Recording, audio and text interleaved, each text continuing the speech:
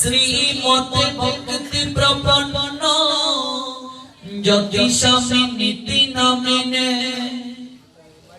নম আচার্য জপাদায় দৈন্য ভূষণ মুকুট মনে গুরু করুণা মৃদয়ে ক্ষমা দৈর্য শিরোমণে নময় শ্রীমতে ভক্তি কুসুম শ্রবণায় বৈ বিষ্ণু পদায় দেবায় কৃপা বেদয়ে নম নম শ্রী গৌর করুণা মূর্তি কৃপা পূর্ণ কলে বড় শ্রী ভক্তি কুসুম বন্দে রাধা কুঞ্জ নিবাসিনম নময় বিষ্ণু পদায় কৃষ্ণ প্রেষিতায় ভূতলে শ্রীমতে ভক্তি সিদ্ধান্ত সরস্বতী নামিনে বন্দে বৃন্দাবন গুরু কৃষ্ণ কমল লোচন বল্লভী বল্লভাঙ্গদেব শ্রী রাধা লিঙ্গিত বিগ্রহ বন্দে শ্রী কৃষ্ণ চৈতন্য নিত্যানন্দ সংসুদিত গৌরদয় পুষ্প বন্ত চিত্র সংসদ তমনোদ আজানুলম্বিত ভুজৌ কনকাবদাত সংকীর্তনৈক পিতর কমলায়তাক্ষ বিশ্বম্বর দ্বিজ বর যুগ ধর্মপাল বন্দে প্রিয় করুণায় অবতার বৃন্দাবৈ তুলসী দেবৈ প্রিয়াই কেশব সুচ কৃষ্ণ ভক্তি প্রদে দেবী সতবতৈ নম নমঃ কৃষ্ণায় বাসুদেবায় হরয়ে পরমাত্মনে প্রণত ক্লেশনাশায় শ্রী গোবিন্দায় নম নমঃ তপেত কাঞ্চন গৌরাঙ্গী রাধে বৃন্দাবনেশ্বরী বৃষভান সুতে দেবী প্রণমামি হরি প্রিয়ে কৃষ্ণ তো কীর্তনে গান নর্তন পরম প্রেমামৃত অম্বুনিধি ধীর ধীর জনপ্রিয় প্রিয় গৌর নির্মত সরৌ পূজিত বন্দে রূপ সনাতন রঘুযুগ শ্রী জীবী গোপালক শ্রী রূপ সনাতন রঘুনাথ ভট্ট গোপাল ভট্ট রঘুনাথ দাস শ্রীজি গোস্বামী পদ কি জয় এই ছায়া গোসাই কো চরণ বন্দ জহাতে ভিন্ন নাশ অবিশিষ্ট পুরো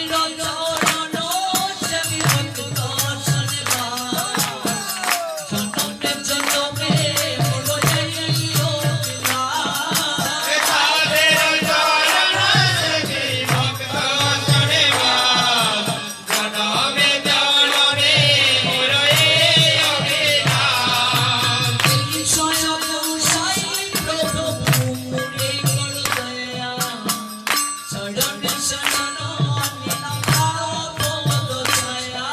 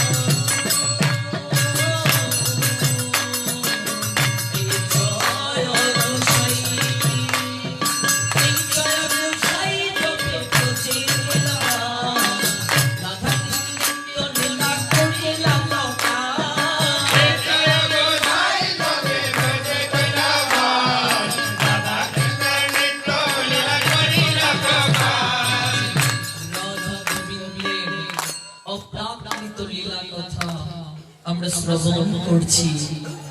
রাধা গোবিন্দের এই যে আমরা চরণ সেবা করার অভিলাষী হয়ে এসেছি, এই বৃন্দাবনের অপ্রাকৃত লীলা কেউ জানত না। সেটা গোপন ছিল, নিবৃত্ত ছিল। জগৎ জনকে জানালেন এই অপ্রাকৃত লীলা, অপ্রাকৃত রাধা গোবিন্দের যুগল ভজন। তিনি হলেন শ্রীরূপ সনাতন রঘুনাথ ভট্ট, গোপাল ভট্ট, রঘুনাথ দাস এবং শ্রীজীব গোস্বামী। তাই তো প্রাণ খুলে এই বন্দনাটি সবার কীর্তন করা উচিত। এই জয় গোসাই জপে ব্রজে কইলা বাস, রাধা কৃষ্ণ নিত্য লীলা করিলা প্রকাশ।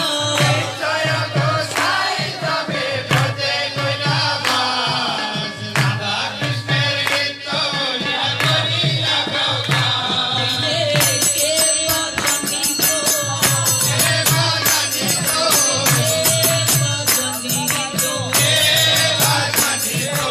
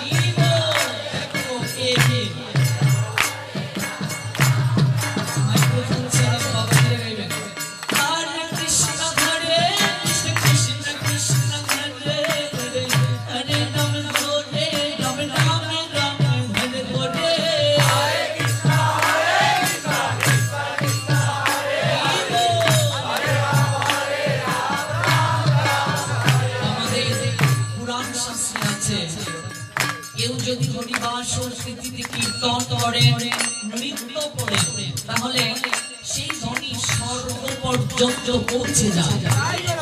মানুষ 5টা দিন নিয়ে জন্মগ্রহণ করে, তার মধ্যে একটা দিন হচ্ছে দেবদিন। আমরা দেবতাদের কাছে নিয়ে কোন দেবতা যদি আপনার প্রতি রুষ্ট থাকেন, হরিবাসর তিথিতে কেউ যদি কায়মন বাক্যে কীর্তন করে নৃত্য করে সেই ধ্বনি দেবলোক পর্যন্ত পৌঁছে, আর দেবতারা তা শ্রবণ করে সন্তুষ্ট হয়ে সেই ব্যক্তির প্রতি তুষ্ট হয়ে যায়।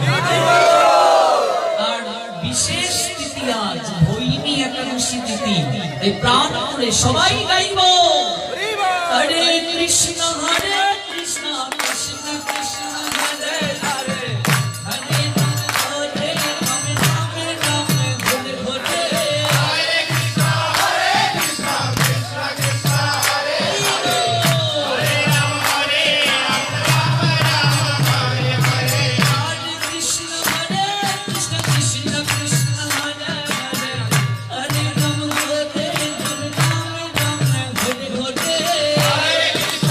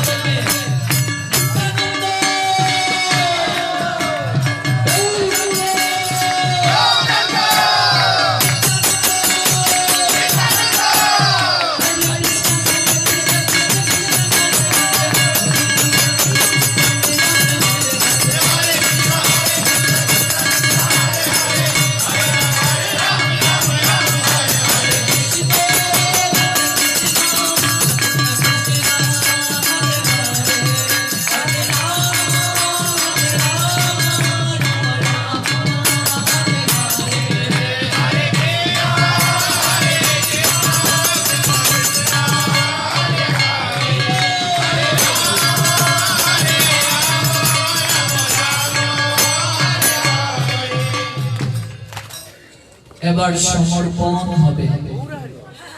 যাদের হাত আছে তারাই তুলুন। সবার আছে? নিতাই গৌর হরি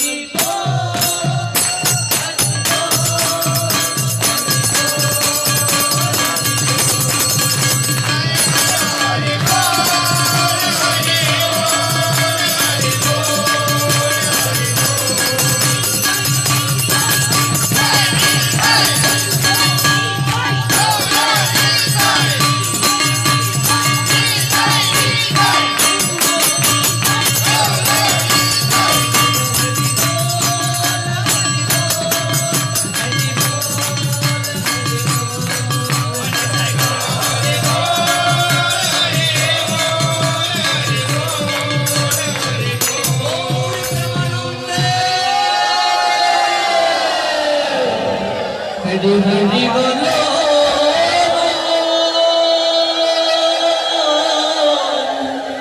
জয় জয় শ্রী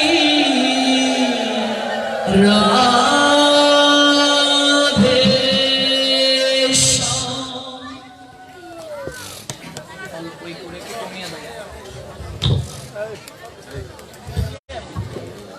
জয় নিতাই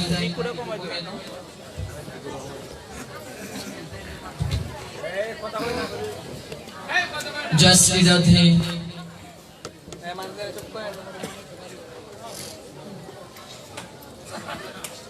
সমবেত অমৃত পিপাসু ভক্তমণ্ডলী, আজকের এই পূর্ণ তিথি হরিবাসর তিথি। এই হরিবাসর তিথিতে আমরা সবাই উপনীত হয়েছি হবিগঞ্জ জেলার মাধবপুর উপজেলা স্থিত রায়পাড়া সংলগ্ন শ্রী শ্রী রাধা মাধব মন্দির প্রাঙ্গণে অপ্রাকৃত কৃষ্ণ রসামৃতে অবগাহিত হওয়ার জন্য। আজকের এই অনুষ্ঠানটি কাকতালীয় বলা যায়, কারণ কখনো ভাবিনি যে আজকের এই পুণ্য তিথিতে এই চমৎকার ভাবে আপনাদের সাহচর্য পাবো, আপনাদের চরণ ধুলিতে অভিষিক্ত হওয়ার সৌভাগ্য পাবো। কারণ আজ কোনো প্রোগ্রাম রাখা হয়নি, বিশ্রামে ছিলাম, কারণ আগামীকাল আমার দুটো প্রোগ্রাম। দুপুর 12টায় আগামীকাল সরাইল উপজেলা স্থিত অরুয়াই এবং রাত 8 ঘটিকায় নাসিরনগর উপজেলা শহরস্থ শ্রী শ্রী গৌর মন্দির।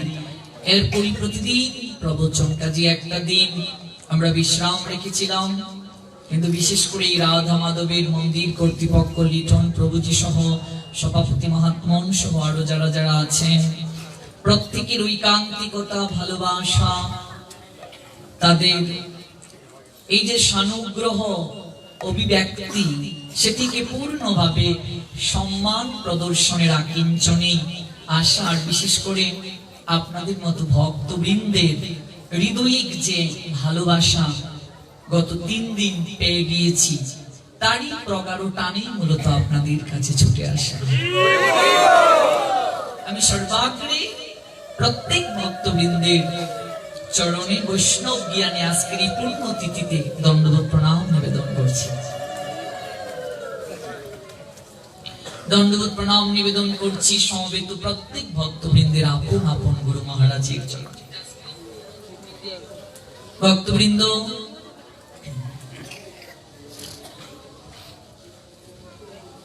কলিকালে নাম রূপে কৃষ্ণ অবতার, নাম হইতে হয় সব জগৎ নিস্তার। চৈতন্য চরিতামৃতের আদি লীলার সপ্তদশ পরিচ্ছেদে কৃষ্ণদাস কবিরাজ গোস্বামী পাদ বলছেন, কলিকালে নাম রূপে কৃষ্ণ অবতার। পরমেশ্বর ভগবান কৃষ্ণ নামের আশ্রয়েই কলিযুগে এসেছেন, আর চৈতন্য মহাপ্রভু স্বয়ং কৃষ্ণ হয়ে কৃষ্ণ ভাবটাকে ঢেকে রাই ভাবে বিভোর হয়ে 3টা কারণকে হৃদয়ে লালন করে তিনি জগতের বুকে এসেছেন। রাধার ভাবে বিভোর হয়ে স্বয়ং নিজে পরমেশ্বর ভগবান হয়ে আচরণ করে জগৎ জীবকে শিক্ষা দিয়েছেন এই চৈতন্য মহাপ্রভু, যিনি কলিযুগের প্রেম পুরুষোত্তম, যিনি কলিযুগের পরমেশ্বর ভগবান, যিনি কলিযুগের যুগ অবতার, শুধু অবতারই নয় অবতারী, সেই চৈতন্য মহাপ্রভু একদিন তার মাকে প্রণাম নিবেদন করে বলছেন, মা, আমি তোমার নিকটে একটি ভিক্ষা চাইছি। চৈতন্য মহাপ্রভু একদিন তার মাকে দণ্ডবোধ প্রণাম নিবেদন করে বলছেন, মা, তোমার কাছে একটা ভিক্ষা চাইছি। তো মহাপ্রভুর মায়ের নাম কি? শচী দেবী, বাবার নাম জগন্নাথ মিশ্র। তো জগন্নাথ মিশ্রের যে শ্বশুর অর্থাৎ চৈতন্য মহাপ্রভুর দাদু, শচী মায়ের বাবা নীলাম্বর চক্রবর্তী অনেক বড় পণ্ডিত ছিলেন তদানীন্তন সময়ে, সাধারণ কেউ নয়। এই নীলাম্বর চক্রবর্তী নিমাইকে দেখেই প্রথম বলেছিলেন, হেরে শচী, এই ছেলে সাধারণ কোনো ছেলে নয়, সাধারণ কেউ নয়। এরপর বাৎসল্য প্রেম এতটা প্রগাঢ় ছিল শচী মায়ের কাছে, যার কারণে ভগবত্তা কখনো হৃদয়ে মাঝে ঠাঁই পায়নি। মহাপ্রভু যে স্বয়ং ভগবান, এই ভাবনাটা হৃদয়ে মাঝে কখনো ঠাঁই পায়নি শচী মায়ের। সেই শচী দেবীকে নিমাই, আমার গৌরাঙ্গ সুন্দর, দণ্ডবোধ প্রণাম দিয়ে বলছেন, মা, আমি তোমার কাছে একটা ভিক্ষা চাইছি। শচী মা বলছেন, পুত্র বলো, বলো তুমি আমার কাছে কি চাও। এবার মহাপ্রভু শচী মাকে দণ্ডবোধ প্রণাম নিবেদন করে বলছেন, প্রভু বলে মাতা মুড়ে দেহ এক দান, ভিক্ষা দাও। প্রভু শচী মাকে প্রণাম দিয়ে বলছেন, প্রভু বলে মাতা মুড়ে দেহ এক দান। মাতা বলে, পুত্র তুমি যা মাগিবা, তুমি আমার কাছে যা ভিক্ষা চাইবে আমি তাই তোমায় দেব। কথাটা শুনে মহাপ্রভু শচী মাকে বলছেন, প্রভু বলে একাদশীর দিন অন্ন না খাইবা। এবার মহাপ্রভু শচী মাকে বলছেন, মা, তুমি একাদশীতে অন্ন খাবে না। এই চৈতন্য চরিতামৃতে তার প্রমাণ রয়েছে। আদি লীলায় যারা পড়েছেন তারা দেখবেন, সেখানে মহাপ্রভু শচী মাকে বলছেন, মা, তুমি কথা দাও একাদশীর দিন তুমি কোনো অন্ন গ্রহণ করবে না।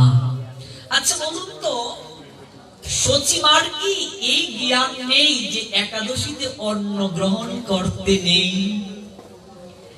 যার গর্ভে স্বয়ং ভগবান এসেছেন তিনি কি সাধারণ কেউ?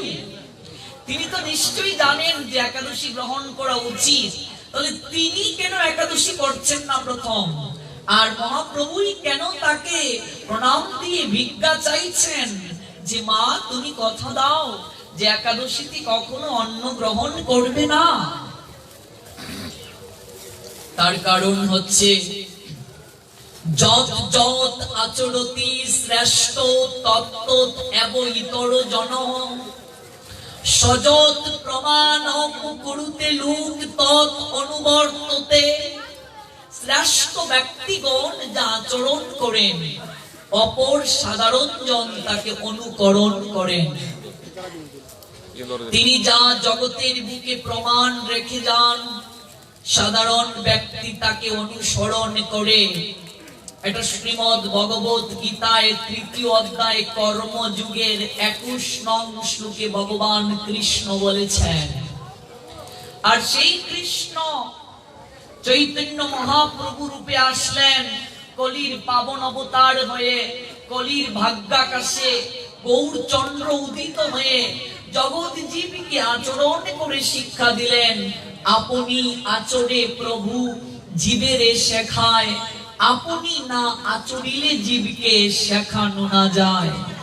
মহাপ্রভু ভাবছেন আমি আমার মাকেও যদি ছাড় দেই, আমার মাকে যদি আমি না বলি একাদশীতে অন্ন গ্রহণ করিও না, তাহলে আমি যখন প্রচার করতে জগৎ সংসারে যাব, তখন তো জগৎ সংসারের জীব আমাকে গ্রহণ করবে না।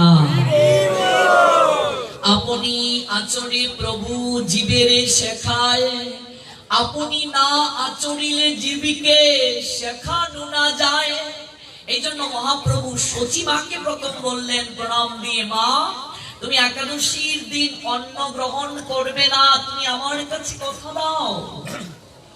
এবার সচিমা নিমাইকে বলছেন, পুত্র তুমি আমার কাছে যে ভিক্ষা চাইলে, আমি মা হয়ে তোমার কাছে কথা দিলাম আমি কখনো একাদশীর দিন অন্ন গ্রহণ করব না, কখনো গ্রহণ করব না।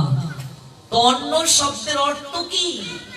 আমরা অনেকেই জানি যে অন্ন শব্দের অর্থ ভাত, কিন্তু চৈতন্য চরিতামৃতে এই জায়গায় কবিরাজ গোস্বামী পাদ অন্ন বলতে বুঝিয়েছেন আহার। একটি সংস্কৃত শব্দের অনেক অর্থ রয়েছে, এই জায়গায় অন্ন শব্দের অর্থ আহার বোঝানো হয়েছে। অর্থাৎ চৈতন্য মহাপ্রভু সচিমাকে বলছেন, মা একাদশীর দিন কোন প্রকার আহার গ্রহণ করতে পারবে না। এবার সচিমা নিমাইয়ের কথা মেনে নিয়েছেন। আচ্ছা বলুন এবার ভক্তবৃন্দ, মহাপ্রভু যদি তার মাকে ছাড় না দেন, তাহলে আমরা যদি অন্ন গ্রহণ করি আমাদেরকে কি মহাপ্রভু ছাড় দেবেন? কখনো না। তার জন্মদাত্রী মাকে যদি ছাড় না দেন, আমরা যদি গ্রহণ করি আমাদের কি অবস্থা হবে? এই জন্য এই যে কলিযুগ, এই কলিযুগে চৈতন্য মহাপ্রভু তিনি হচ্ছেন আমাদের যুগ অবতারী এবং তিনি হচ্ছেন স্বয়ং ভগবান। অন্যান্য যুগে সত্য ত্রেতা দাপর, ভালো করে কথা বুঝতে হবে নতুবা বিভ্রান্তি সৃষ্টি হতে পারে।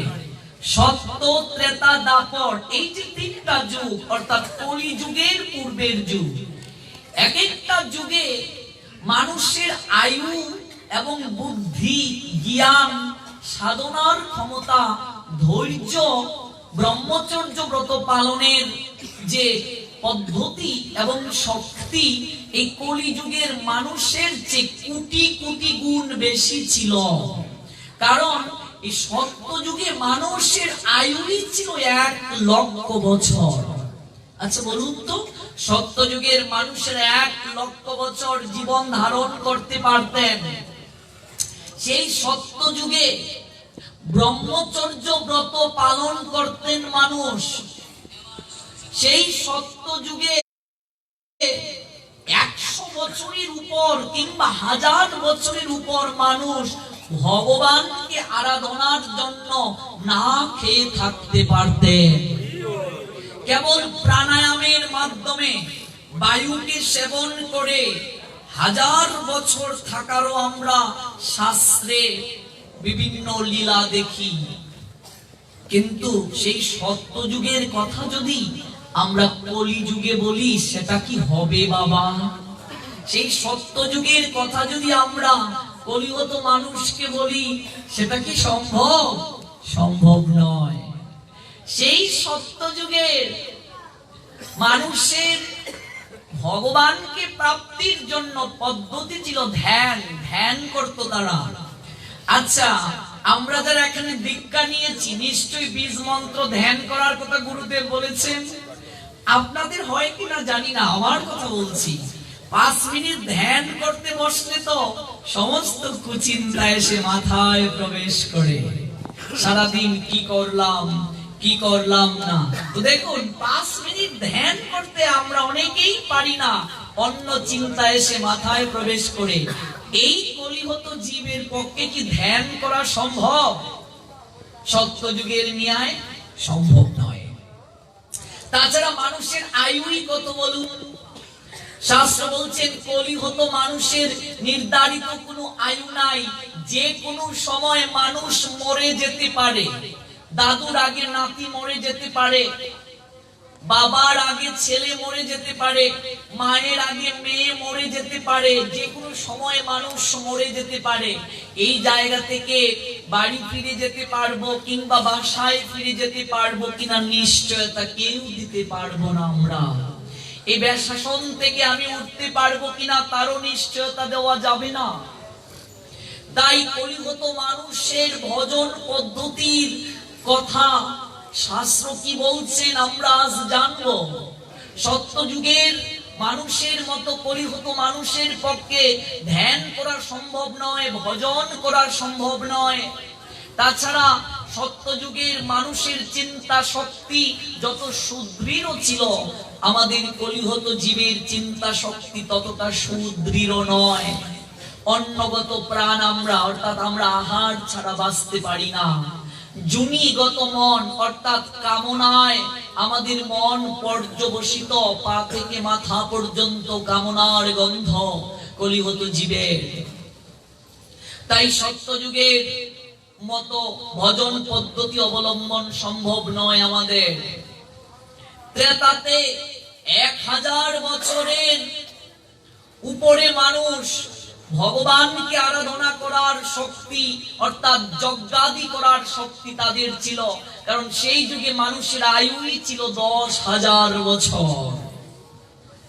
ত্রেতা যুগে বিশাল বিশাল যজ্ঞানুষ্ঠান করত তখন তারা বাবা। অশ্বমেধ যজ্ঞ, গুমেধ যজ্ঞ, রাজসূহ যজ্ঞ, বাষ্পেয় যজ্ঞ ইত্যাদি বিশাল বিশাল যজ্ঞানুষ্ঠান করত। সেই যজ্ঞ করতে মানুষের অনেক অর্থ ব্যয় হতো, অনেক পরিশ্রম হতো। সেই যজ্ঞানুষ্ঠান ত্রেতা যুগে করা হতো। মানুষের আয়ু ছিল 10,000 বছর।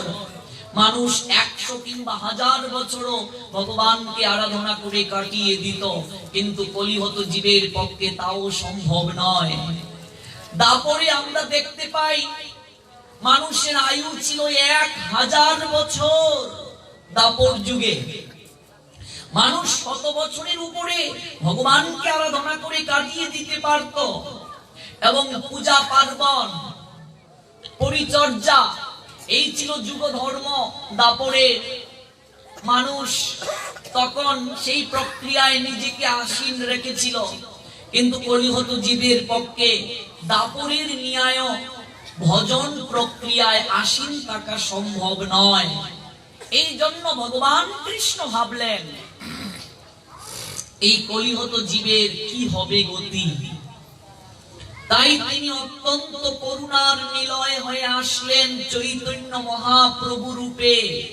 দেবর্ষি নারদ প্রথম প্রার্থনা করেছিলেন ভগবান কৃষ্ণের চরণে, প্রভু আসন্ন কলিহত জীবের কি গতি হবে। তারপর অদ্বৈত প্রভু নয়ন জলে তুলসী দ্বারা ডাকলেন 14টি বছর ভগবানকে গোলক থেকে ভুলুকে নেমে আসার জন্য, ওই কলিহত জীবের দুঃখ দুর্দশা দেখে। কারণ কলিহত আমরা যারা মনুষ্য জীব রয়েছি, শাস্ত্র বলছেন 100 জনের মাঝে 75 জন থাকবে অসুর প্রকৃতি, অর্থাৎ ধর্মের পক্ষে থাকবে না, আর কেবল 25% থাকবে আপনাদের মতো ভক্ত বৈষ্ণব, যারা ভগবানের কথাকে শ্রবণ করতে চাইবে, যারা ধর্ম প্রতিপালন করতে চাইবে, যারা গুরুদেব সাধুকে ভক্ত বৈষ্ণবকে সম্মান দিতে জানবে। 25% মাত্র, কারণ কলির দলেই বেশি থাকবে। এহেন কলিহত জীবকে তুমি স্বয়ং যদি কৃপা না করো প্রভু, কেউ পারবে না। অদ্বৈত নয়ন জলে আর তুলসী দ্বারা ডাকলেন ভগবানকে। ভগবান আসলেন নয়ন জলার তুলসী, তার শক্তি জগৎ জীবীকে দেখালেন অদ্বৈত। সেই চৈতন্য মহাপ্রভু এসে কলিহত জীবকে শিক্ষা দিলেন, ওহে কলিহত জীব, সত্য ত্রেতা দাপর এই 3টি যুগের ন্যায় ভজন করার প্রক্রিয়া, ভজন করার যোগ্যতা তোমাদের নেই, না খেয়ে তোমরা থাকতে পারবে না। চৈতন্য মহাপ্রভু এবং পরবর্তীতে সরগোস্বামী পাদ পদ্ম আমাদেরকে এই শিক্ষা দিলেন। এই যে আমরা একাদশী ব্রত করছি, এটা কোন মতে করছি? গোস্বামী মত, তাই তো? গোস্বামী মত বলতে শাস্ত্র বুঝিয়েছেন মহাপ্রভুর যে আদর্শ ভাবনা, এটাই গোস্বামী মত। তো গোস্বামী মত বলতে বোঝানো হয়েছে শ্রীরূপ, সনাতন, রঘুনাথ ভট্ট, গোপাল ভট্ট, রঘুনাথ দাস এবং শ্রীজীব গোস্বামী। এই 6 গোস্বামী চৈতন্য মহাপ্রভুর ভাবাদর্শকে জগতের বুকে প্রচার করেছিলেন। এই জন্য এই প্রচার ভাবনাটাকেই গোস্বামী মত বলা হয়। মহাপ্রভু এবং পরবর্তীতে গোস্বামী বর্গ আমাদেরকে দেখিয়ে দিলেন যে ওই কলিহত জীব, সত্য ত্রেতা দাপরের মতো তোমরা না খেয়ে তো ভগবানকে ডাকতে পারবে না। আয়ুই কত, যে কোনো সময় মরে যেতে পারো তোমরা। তাই 365 দিনের মধ্যে 24টা দিন কেবল তোমরা আহার গ্রহণ করবে না। 365 দিনের মাঝে কেবল 24টা দিন তোমরা আহার গ্রহণ করবে না। আমাদের শাস্ত্র বলছেন এই 24টা দিন ভগবানকে দিয়ে দিতে হবে। মাসের মাঝে কেবল 2টা দিন ভগবানের জন্য রাখতে হবে এই কলিহত জীবদের। এই ন্যূনতম ভজন যদি আমরা না করি, তাহলে কখনো এই কলিহত জীবের উদ্ধার প্রক্রিয়া সম্ভব নয়, কৃষ্ণ প্রেম ভক্তি লাভ সম্ভব নয়। এই 365 দিনের মাঝে 24টা দিন একাদশী, অর্থাৎ মাসের মাঝে 2টা দিন। এই 2টা দিন আমাদের শাস্ত্র বলছেন সংসারের সমস্ত কাজকে একটু স্থগিত রেখে এই 24টা দিন কেবল ভগবানের জন্য রাখতে হবে। এমনিতে তো আমরা প্রত্যেক দিন চাকরিজীবী ব্যবসায়ী হলে আমরা চাকরির জন্য সময় রাখি, ব্যবসায়ের জন্য সময় রাখি। আমি স্টুডেন্ট, পড়াশোনার জন্য আমার সময় রাখতে হয়, প্রাইভেট পড়তে হয়, কলেজ কিংবা স্কুল করতে হয়। কিন্তু এই মাসে 2টা দিন শাস্ত্র বলেছেন ভগবানের জন্য রাখতে হবে। অর্থাৎ ব্যবসায় এই দিন একটু কম সময় দিতে হবে। এমনিতে তো আপনি দিচ্ছেনই, একটু কম, অন্যান্য দিনের চেয়ে একটু কম সময় দিতে হবে। সংসারে একটু কম সময় দিতে হবে এই দিন। সবাই মিলে রান্না বান্না বন্ধ করে এই একটা দিন, অর্থাৎ 15 দিনে একদিন, মাসে 2টা দিন, এই মাসে 2টা দিন ভগবত আরাধনা করে আমাদেরকে কাটাতে হবে। নইলে সংসারে ভালো থাকা যাবে না বাবা। এই ন্যূনতম ভজন যদি আমরা না করি, ভেবে দেখো কি গতি হবে আমাদের। অন্যান্য যুগে কত কঠিন পদ্ধতি ছিল। এই বছরে কেবল 24টা দিন ভগবানের জন্য রাখতে হবে, তাহলে বছরের বাকি কটা দিন ভগবান আপনাকে ভালো রাখবেন। এই দিন আমরা সবাই মিলে, শাস্ত্র বলছে উত্তম ভাবে যদি আমরা ভগবানের সঙ্গে এই দিনটা কাটাই, তাহলে চেষ্টা করতে হবে কোনো ধরনের উনুনে জালকৃত মানে অগ্নি প্রজ্বলিত করে এমন কোনো খাবার এই দিন গ্রহণ করা উচিত নয়, সমীচীন নয়, না করাটাই শ্রেয়।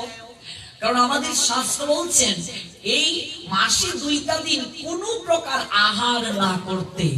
অর্থাৎ চৈতন্য মহাপ্রভু তার মাকেও বললেন কোনো আহার গ্রহণ করবে না।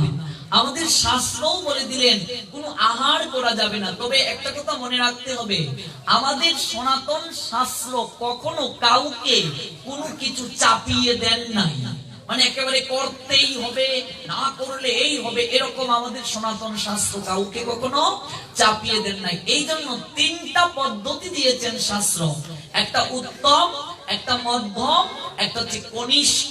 3 প্রক্রিয়ায় সাধনা এই দিনে করার বিধান দিয়েছেন। কেউ যদি ভালো রেজাল্ট করতে চান, অবশ্যই ভালো করে পড়াশোনা করতে হবে। ভালো করে পড়াশোনা না করলে কি ভালো রেজাল্ট করা যাবে? আগের দিনে যারা পড়াশোনা করেছেন স্ট্যান্ড, তারপর স্টার, তারপর ফার্স্ট ডিভিশন, তারপর সেকেন্ড ডিভিশন, তারপর থার্ড ডিভিশন, তারপর ফেল। বর্তমানে golden A plus, A minus, B, C, D, তারপর এফ মানে ফেল। তেমনি ভাবে প্রথমত আমাদের শাস্ত্র দিয়েছেন এই দিন কোনো কিছু আহার করা যাবে না, মানে একাদশী তিথিতে কোনো কিছু আহার করা যাবে না। আপনি ভালো রেজাল্ট করতে চাইলে, মানে ভগবানের বিশেষ কৃপা পেতে চাইলে, তাহলে এটা গ্রহণ করতে পারেন। যেমন আমরা এখনো জল পর্যন্ত গ্রহণ করি নাই গুরুদেবের কৃপায়।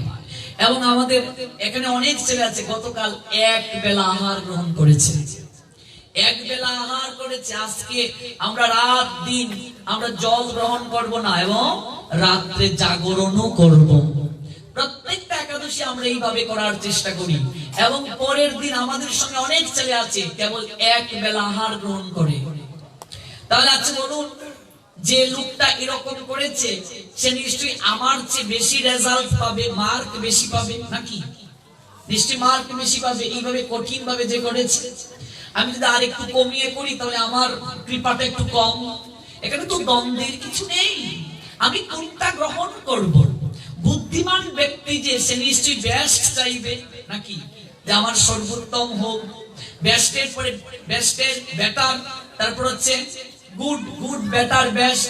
তাহলে বুদ্ধিমান ব্যক্তি বলবে না আমার বেস্ট হোক, আমি গুড এই পর্যন্ত আমি সীমাবদ্ধ থাকতে চাই না, আমি বেস্ট চাই। আর কেউ যদি বলে না আমি ভালো এই পর্যন্তই ভালো, কোন ক্রমে সি পেয়েছি, ঠিক আছে সেকেন্ড ডিভিশন এই পর্যন্তই আমি ভালো, তাহলে আপনি সেটা গ্রহণ করতে পারেন। শাস্ত্র আমাকে আপনাকে চাপিয়ে দেয় না, আপনি কোনটা গ্রহণ করবেন। উত্তম উত্তম একাদশী, একাদশীর আগের দিন এক বেলা আহার। একাদশীতে রাত দিন 24 ঘন্টা জল গ্রহণ করতে পারবেন না। তবে আসরিক সময় কেটে গেলে জল গ্রহণ করলেও আপনি কৃপা পাবেন। আসরিক সময় কখন? মানে রাত 3টার পরে, আজ রাত 3টার পরে আপনি জল গ্রহণ করতে পারবেন। 1টা 2টা 3টা এই 3 ঘন্টা হচ্ছে আসরিক সময়। সময়কে আবার বিভাজন করা হয়েছে, একটা আসরিক আর একটা হচ্ছে অতি আসরিক। মানে 2টা থেকে 3টা এই যে 1 ঘন্টা সময়, এই 1 ঘন্টা সময় অতি আসরিক। আমরা ধীরে ধীরে এগুলো ব্যাখ্যা করব। এই 3 ঘন্টা কেটে গেলে আপনি জল গ্রহণ করতে পারবেন, আপনি একাদশীর পূর্ণ কৃপা আপনার হবে। একাদশীতে জল গ্রহণ করার বিধান নেই, উত্তম যারা করতে চান। আর একাদশীর পরের দিন অর্থাৎ দ্বাদশীতে তিনি এক বেলা আহার গ্রহণ করবেন এবং সেটাও ভগবানকে নিবেদিত প্রসাদ। শারীরিক মানসিক সব দিক থেকে সংযম থাকতে হবে 3টা দিন, এটা গেল উত্তম। এবার যদি এটাকেও গ্রহণ করতে না পারেন তাহলে মধ্যম গ্রহণ করতে পারুন। যদি আপনি মনে করুন যে আমি মধ্যম গ্রহণ করতে সমর্থ, আমার শরীর মধ্যমটা গ্রহণ করতে পারবে, একাদশী আগের দিন 2 বেলায় আহার করুন। মানে দশমীতে 2 বেলা আহার অল্প পরিমাণে গ্রহণ, ভগবানকে নিবেদন করে তুলসী দিয়ে প্রসাদ। একাদশীর দিন জল গ্রহণ করা যাবে না, দিন রাত রাত জাগরণ। আর একাদশীর পরের দিন অর্থাৎ দ্বাদশীতে 2 বেলা আহার ভগবানকে নিবেদন করে শারীরিক মানসিক সংযম, এটা মধ্যম। দিয়ে এটাও গ্রহণ করতে না পারি কনিষ্ঠ, একাদশীর আগের দিন 3 বেলায় আহার গ্রহণ করো, তবে একেবারে এত বেশি নয় যে 2 দিনের খাবার 1 বেলা খেয়ে নেব, এর পরের দিন যেহেতু খেতে পারবো না। এরকম অনেক ভক্ত আছে যে প্রভু দুপুরে কি প্রসাদ আছে, কেন? নতুবা দুপুরে একটাও খেয়ে নেব। দুপুরে প্রসাদ না থাকলে একসঙ্গে খেয়ে নেব। তো যদি মনে করেন যে না একাদশীর দিন তো খাওয়া যাবে না, তো বেশি করে খেয়ে নিই, না এটা হবে না, শরীর খারাপ করতে পারে। তো আপনি 3 বেলাই গ্রহণ করুন ভগবানকে নিবেদন করে, মানে তুলসী দিয়ে। আর একাদশীর দিন জল গ্রহণ করা যাবে না, দিন রাত রাত জাগরণ। একাদশীর পরের দিন 3 বেলায় গ্রহণ করতে পারবে, তবে সেটা অবশ্যই ভগবানকে নিবেদন করে শারীরিক মানসিক সংযম 3 দিন। এবং চেষ্টা করতে হবে সকালবেলা ব্রাশ না করতে, মানে দাঁতন না করতে একাদশীর দিন, তেল না দিতে, তারপর হচ্ছে প্রসাধনী সামগ্রী ব্যবহার না করতে, মানে হচ্ছে পারফিউম, হ্যাঁ ইয়েস, এটা না দিতে, এগুলো চেষ্টা করতে হবে। সিঁদুর দেয়া যাবে, এটা মায়েদের নিত্য কর্ম, এটা প্রসাধনীর মাঝে পড়ে না, এটা আমাদের ধর্মেও এটাকে সমর্থন করেছেন, এটা দেওয়া যাবে। এগুলো করা যাবে না। চা পান বিড়ি সিগারেট একটা দিন গ্রহণ করা যাবে না, মানে একাদশীর দিন এগুলো গ্রহণ করা যাবে না।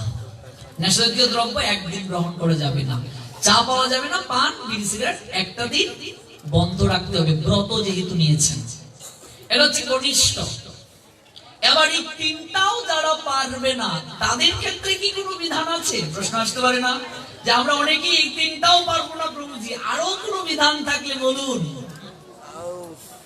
আছে বিধান, শাস্ত্র পড়ে বলে দিলেন হরিভক্তি বিলাস গ্রন্থে সনাতন গোস্বামী পান ও সমর্থ যারা ভজনে, কিংবা যাদের বয়স হয়ে গেছে, মানে যারা বৃদ্ধ হয়ে গেছেন, যারা রোগে সুখে আক্রান্ত, যাদের রোগ শরীরে, যারা পারবেন না, তাদের ক্ষেত্রে শাস্ত্র বলছেন উনারা পঞ্চ রবি শস্য বাদ দিয়ে একাদশী করতে পারবেন।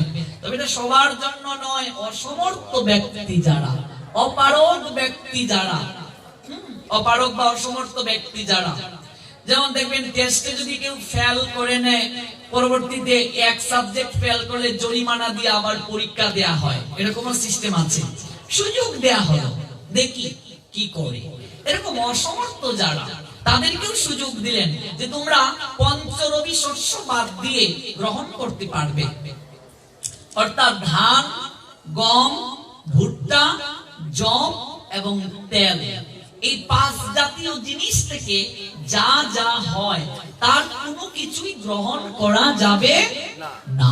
কেন গ্রহণ করা যাবে না? কারণ এই পৃথিবীতে যত পাপ রয়েছে, সমস্ত পাপ এই একাদশী তিথিতে এই পাঁচ জাতীয় জিনিসের মাঝে এসে আশ্রয় গ্রহণ করে। পাঁচ জাতীয় জিনিসের মাঝে পৃথিবীর যত পাপ আছে, কি কি পাপ বলছেন?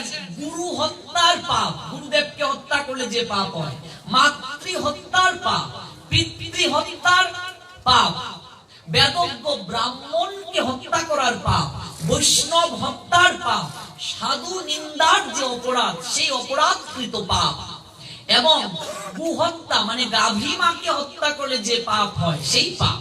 পৃথিবীর যত পাপ আছে সমস্ত পাপ এই একাদশী তিথিতে এই পঞ্চরবি শস্যের মাঝে এসে আশ্রয় গ্রহণ করে। আমরা যদি গ্রহণ করি, প্রতি গ্রাসে গ্রাসে সমস্ত পাপ এই দিন ভেতরে প্রবেশ করে।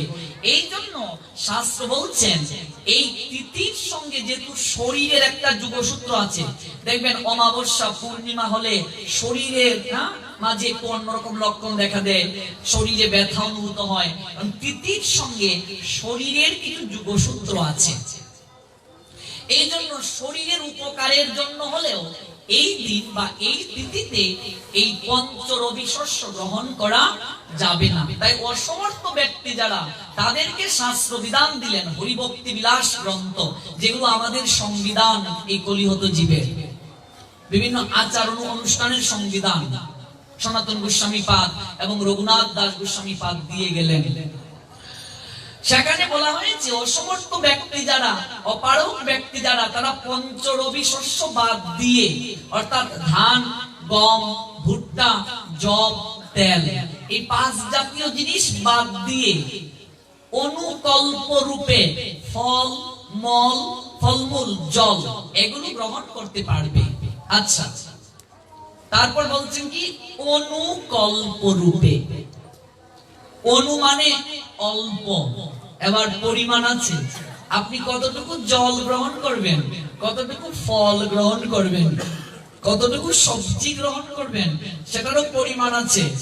এবার যদি ফল, তারপর হচ্ছে সবজি, বাদামের গুণা ইত্যাদি নিয়ে যদি একেবারে এক থালা পরিপূর্ণ করে খেয়ে নেন, তাহলে অনুকল্প হবে না। অনুকল্প, অনু মানে একেবারে কম, এটা অসমর্থ ব্যক্তিদের জন্য, যারা বৃদ্ধ হয়ে গেছেন, যারা রোগে সুখে আক্রান্ত, তারা অনুকল্প গ্রহণ করতে পারেন, মানে একেবারে অল্প গ্রহণ করতে পারেন। তবে মনে রাখতে হবে, আমি যে এটা গ্রহণ করছি এটা কিন্তু উদর পূর্তির জন্য নয়, মানে পেট ভরার জন্য নয়। আমি পারছি না, অল্প গ্রহণ করছি এটা ভেবে, এবং ভগবানের কাছে মার্জনা ভিক্ষা চেয়ে নিতে হবে প্রথম, যে প্রভু আমি পারছি না, আমি অসমর্থ, তুমি আমায় কৃপা করো যেন আমি ধীরে ধীরে সমর্থ হতে পারি। এটা বলে গ্রহণ করতে হবে। কিন্তু অতীব দুঃখের কথা, আমরা যারা অনুকল্প গ্রহণ করি, কোন সাধুরা যখন আমাদেরকে বলে যায়, আমরা অনুশোচনা না করে আমরা আরো রেগে যাই। হ্যাঁ, আমরা অনুকল্প করছি, তাহলে কি আমাদের হচ্ছে না, এই না সেই না, না এটা হবে না। ভগবানের কাছে, ভক্ত বৈষ্ণবের কাছে, গুরুদেবের কাছে কৃপা চাইতে হবে, যে আশীর্বাদ করবেন, আমিও যেন পারি, ধীরে ধীরে চেষ্টা করি।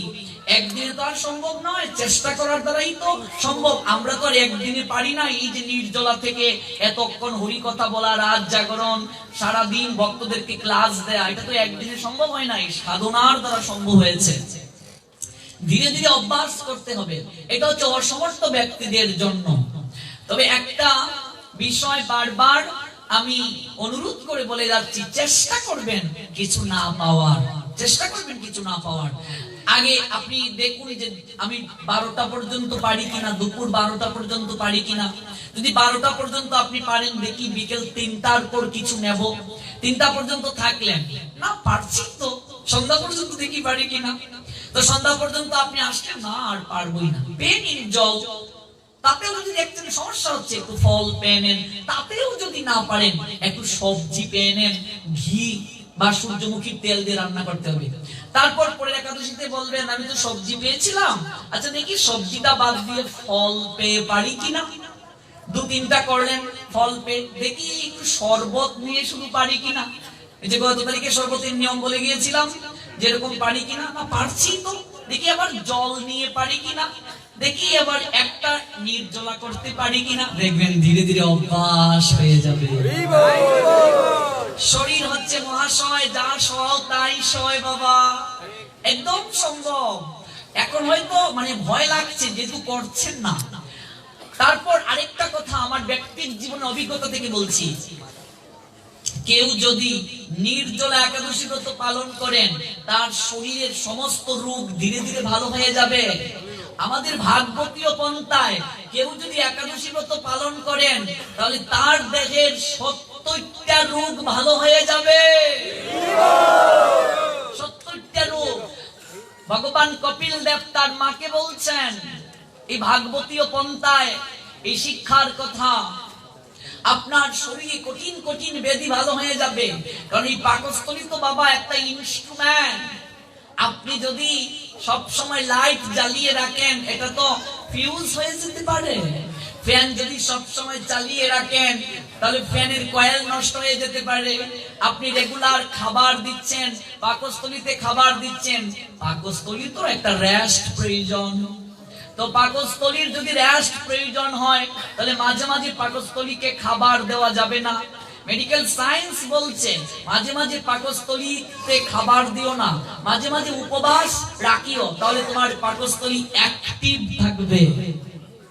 অনেকে বলে একাদশী রেখে শরীর একটু কেমন জানি কষ্ট অনুভূত হয়, কিন্তু আমাদের কথা বলি, আমার কথা, আমি আরো বেশি শক্তি পাই এবং আগামীকাল আরো বেশি শক্তি পাই। কারণ কি? কারণ এটা অভ্যাস হয়ে গেছে। এবং এটা সাধনা, সাধনার যে কি শক্তি, সাধনা কেউ না করলে উপলব্ধি করতে পারবেন না সাধনার কি শক্তি।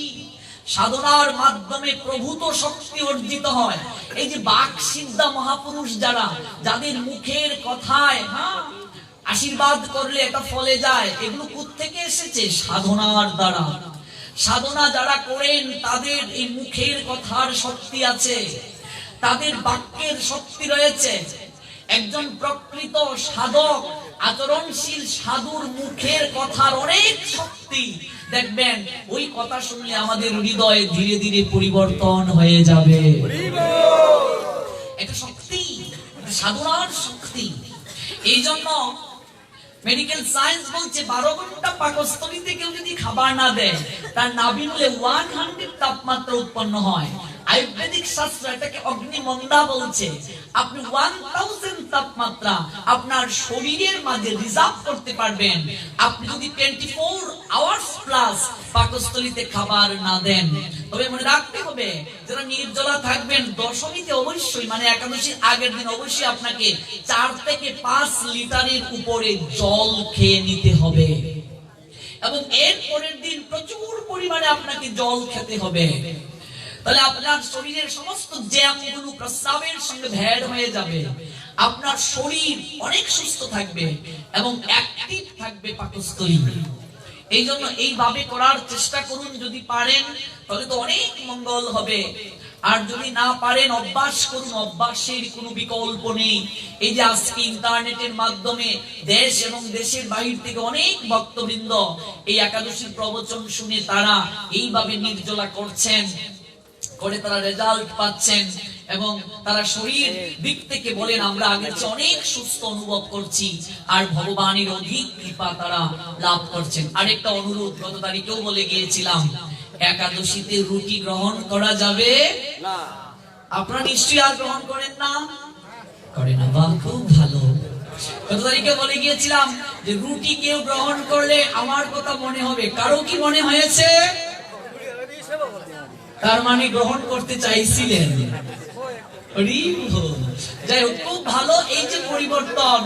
আমি সত্যি খুব আনন্দ পেয়েছি যে আপনাদের মাঝে পরিবর্তন এসেছে। চৈতন্য মহাপ্রভু সবাইকে অনেক অনেক কৃপা করুন। চৈতন্য মহাপ্রভুর অপ্রাকৃত কৃপা সবার উপর বর্ষিত হোক। এবার শুনবো আমরা এই একাদশী তিথিতে হরি কথা শ্রবণের কৃপা কি হয়। কেন একাদশীর কথা একটু বললাম, গত তারিখেও তো বলেছি, এবার কেন বললাম? কারণ যে তিথিতে কথা শ্রবণ করতে হয় সেই তিথির একটু মহিমা বলতে হয়, এটাই শাস্ত্রসম্মত। আমরা যে তিথিতে কথা শ্রবণ করব এই তিথির মহিমা একটু শ্রবণ করতে হয়। এই যে একাদশী তিথিতে হরি কথা শ্রবণ, একাদশী তিথিতে হরি কথা শ্রবণ অত্যন্ত গুরুত্বপূর্ণ। কেন? অধিক কৃপা কেন হয়? তার কারণ হচ্ছে আমরা অনেকেই এখানে আছি যারা পাকস্থলীতে এখনো খাবার দেইনি। পাকস্থলীতে যদি আপনি খাবার না দেন, আপনার ইন্দ্রিয়গুলি অনেকটা নিয়ন্ত্রিত থাকবে। খাবার বেশি গ্রহণ করলে, উত্তেজিত খাবার যদি গ্রহণ করি, দেখবেন ইন্দ্রিয়গুলো তখন উত্তেজিত হয়ে যেতে পারে। এই জন্য আজ অনেকে আমরা খাবার দেইনি পাকস্থলীতে। আমাদের ইন্দ্রিয়গুলো নিয়ন্ত্রিত, আর নিয়ন্ত্রিত ইন্দ্রিয় হরি সাধনে সবচেয়ে উপযোগী। এই জন্য আমরা সবাই না খেয়ে ভগবানের কথা যদি শ্রবণ করি অধিক কৃপা হয়। পরীক্ষিত মহারাজ 7 দিন 7 রাত্রি ভগবানের কথা শ্রবণ করেছেন, জল গ্রহণ করেননি, কোনো আহার গ্রহণ করেননি। কারণ এই যে আজকে আমরা আহার গ্রহণ করিনি, জল গ্রহণ করিনি, ল্যাট্রিনেও যেতে হয়নি, টয়লেটেও যেতে হয়নি। এটাও তো একটা বিষয়। ল্যাট্রিনে গেলে আপনাকে আবার স্নান করতে হবে, প্রস্রাব করতে হয়নি, কোনো কিছু করতে হয়নি, খাবার দিলেন না আপনি। আর পরীক্ষিত মহারাজ ভাবলেন যে আহার যদি গ্রহণ করেন তাহলে তাকে প্রকৃতির ডাকে যেতে হবে, আর তিনি যদি টয়লেট বাথরুমে যান তাহলে তার হরি কথা শ্রবণে ব্যাঘাত হতে পারে। কারণ তার জীবন প্রদীপ মাত্র 7 দিন জ্বলবে। এই 7 দিনের মাঝে তার জীবনকে সার্থক করতে হবে, ভগবানের চরণ প্রাপ্ত হতে হবে। এই জন্য তিনি আহার গ্রহণ করলেন না, জল পর্যন্ত গ্রহণ করলেন না। 7 দিন 7 রাত্রি ভগবানের কথা কায় মনোবাক্যে শ্রবণ করলেন।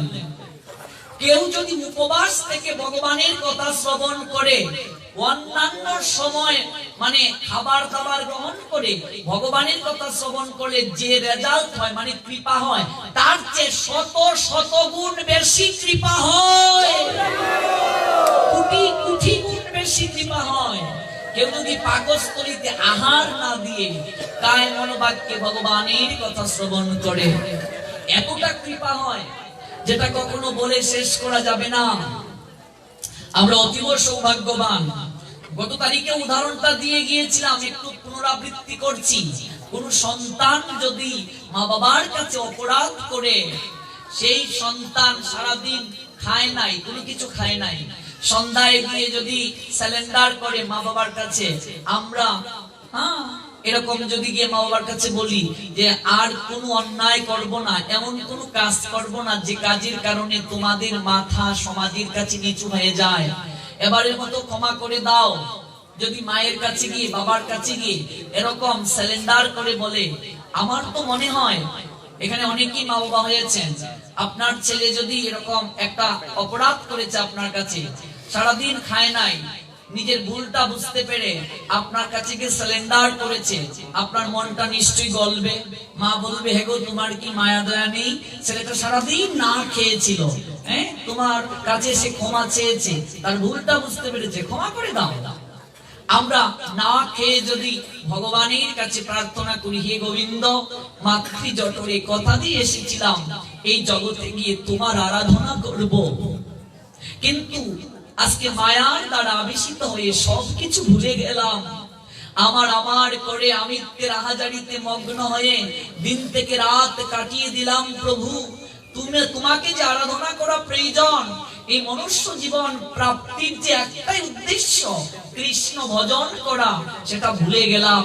আমার সংসার, আমার পুত্র, আমার কন্যা, আমার পরিজন বলতে বলতে কখন যে জীবনের বেলা পূর্ব গগন থেকে পশ্চিম গগনে ঢলে পড়লো, বুঝতেই পারলাম না। প্রভু, তুমি কৃপা করে ক্ষমা করে দাও, আর তুমি এই কৃপা আশীর্বাদে আমাকে স্নাত করো, যেন তোমার নামে আমার রুচি হয়। অন্যান্য সময়ের প্রার্থনার চেয়ে এই সময়ের প্রার্থনাটা ভগবানের কাছে অধিক কার্যকরী হবে বাবা। এই জন্যই তো না খেয়ে ভগবানকে ডাকলে সেই প্রার্থনা ভগবানের কাছে অধিক কার্যকরী হয়। আজ যদি কেউ ভগবানের কাছে কায় মনোবাক্যে প্রার্থনা করে, অধিক কার্যকরী হয়। আমাদের আচার্যগণ বলছেন, যেটা আমাদের গুরু মহারাজের শ্রীমুখে শ্রবণ করেছি, একটা একাদশী যদি কেউ শাস্ত্রের নিয়মে পালন করে, একটা একাদশী তিথি কেউ যদি নির্জলা পালন করে, রাত জাগরণ করে, শারীরিক মানসিক দিক থেকে সংযম থেকে শাস্ত্রের নিয়মে, তার একটা হৃদয়ের ইচ্ছে পূরণ হবে, একটা ইচ্ছে আপনার পূরণ হবে।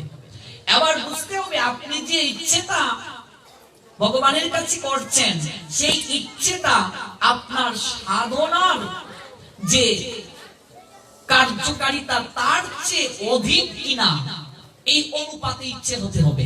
আপনি কিভাবে করলেন? একটা একাদশী যদি কেউ নির্জলা শাস্ত্রের নিয়মে পালন করে, রাত জাগরণ করে হরি কথার মাধ্যমে, তার একটা হৃদয়ের ইচ্ছা অবশ্যই পূর্ণ হবে, অবশ্যই পূর্ণ হবে, অবশ্যই পূর্ণ হবে। আরেকটা কথা মনে রাখবেন, কঠিন কঠিন পাপ এই নির্জলা একাদশী ব্রত পালনের মাধ্যমে নষ্ট হয়ে যায়, গ্রহদোষ কেটে যায়, সংসারে অশান্তি দূরীভূত হয়ে যায়। কেউ যদি নির্জলা একাদশী ব্রত সঠিকভাবে পালন করতে পারে, রাত জাগরণ করে, পৃথিবীর মাঝে এমন কোন শত্রু নেই যে তার ক্ষতি করতে পারবে, কেউ ক্ষতি করতে পারবে না, এতটা তার শক্তি হবে। পৃথিবীতে এমন কোন শক্তি নেই, শত্রুও নেই তার ক্ষতি করার। কেউ যদি নির্জলা একাদশী ব্রত পালন করে, রাত জাগরণ করে, এই সাধনার এত শক্তি। আরেকটা কথা সর্বদা মনে রাখবেন, একাদশী তিথিতে অন্ন যদি গ্রহণ করি, এই পাপের কোনো ক্ষমা নেই। দামোদর মাস অর্থাৎ কার্তিক মাসে যদি পাপ করি আমরা, অর্থাৎ আমিষ গ্রহণ দামোদর মাসে ঠিক নয়। এই একটা মাস সংসারী জীবদেরকে আমিষ বাদ দিতে হবে, অর্থাৎ নিয়ম মাস বা কার্তিক মাসটা, এই একটা মাস বাদ দিয়ে মঙ্গলারতি একটু করা উচিত, একটু প্রসাদ গ্রহণ করা উচিত। এমনিতেই তো আমাদের সবসময় প্রসাদ পাওয়া উচিত, আমরা যারা পারছি না, অন্তত একটা মাস উচিত সংসারী মানুষদের জন্য। এই একটা মাস যদি সংসারী মানুষ পালন না করে, সংসারে সে কখনো ভালো থাকতে পারবে না। এই কার্তিকে যদি কেউ পাপ কার্য করে এই পাপের ক্ষমা নাই। একাদশী তিথিতে যদি কেউ পাপ কার্য করে এই পাপের ক্ষমা নাই। এবং মনে রাখবেন, অক্ষয় তৃতীয়া তিথিতে যদি কেউ পাপ কার্য করে এই পাপের কোনো ক্ষমা নাই, কোনো ক্ষমা নাই। এই জন্য আমাদেরকে অবশ্যই কায় মনোবাক্যে এই তিথিগুলো পালন করতে হবে, অপ্রাকৃত কথা শ্রবণ করতে হবে।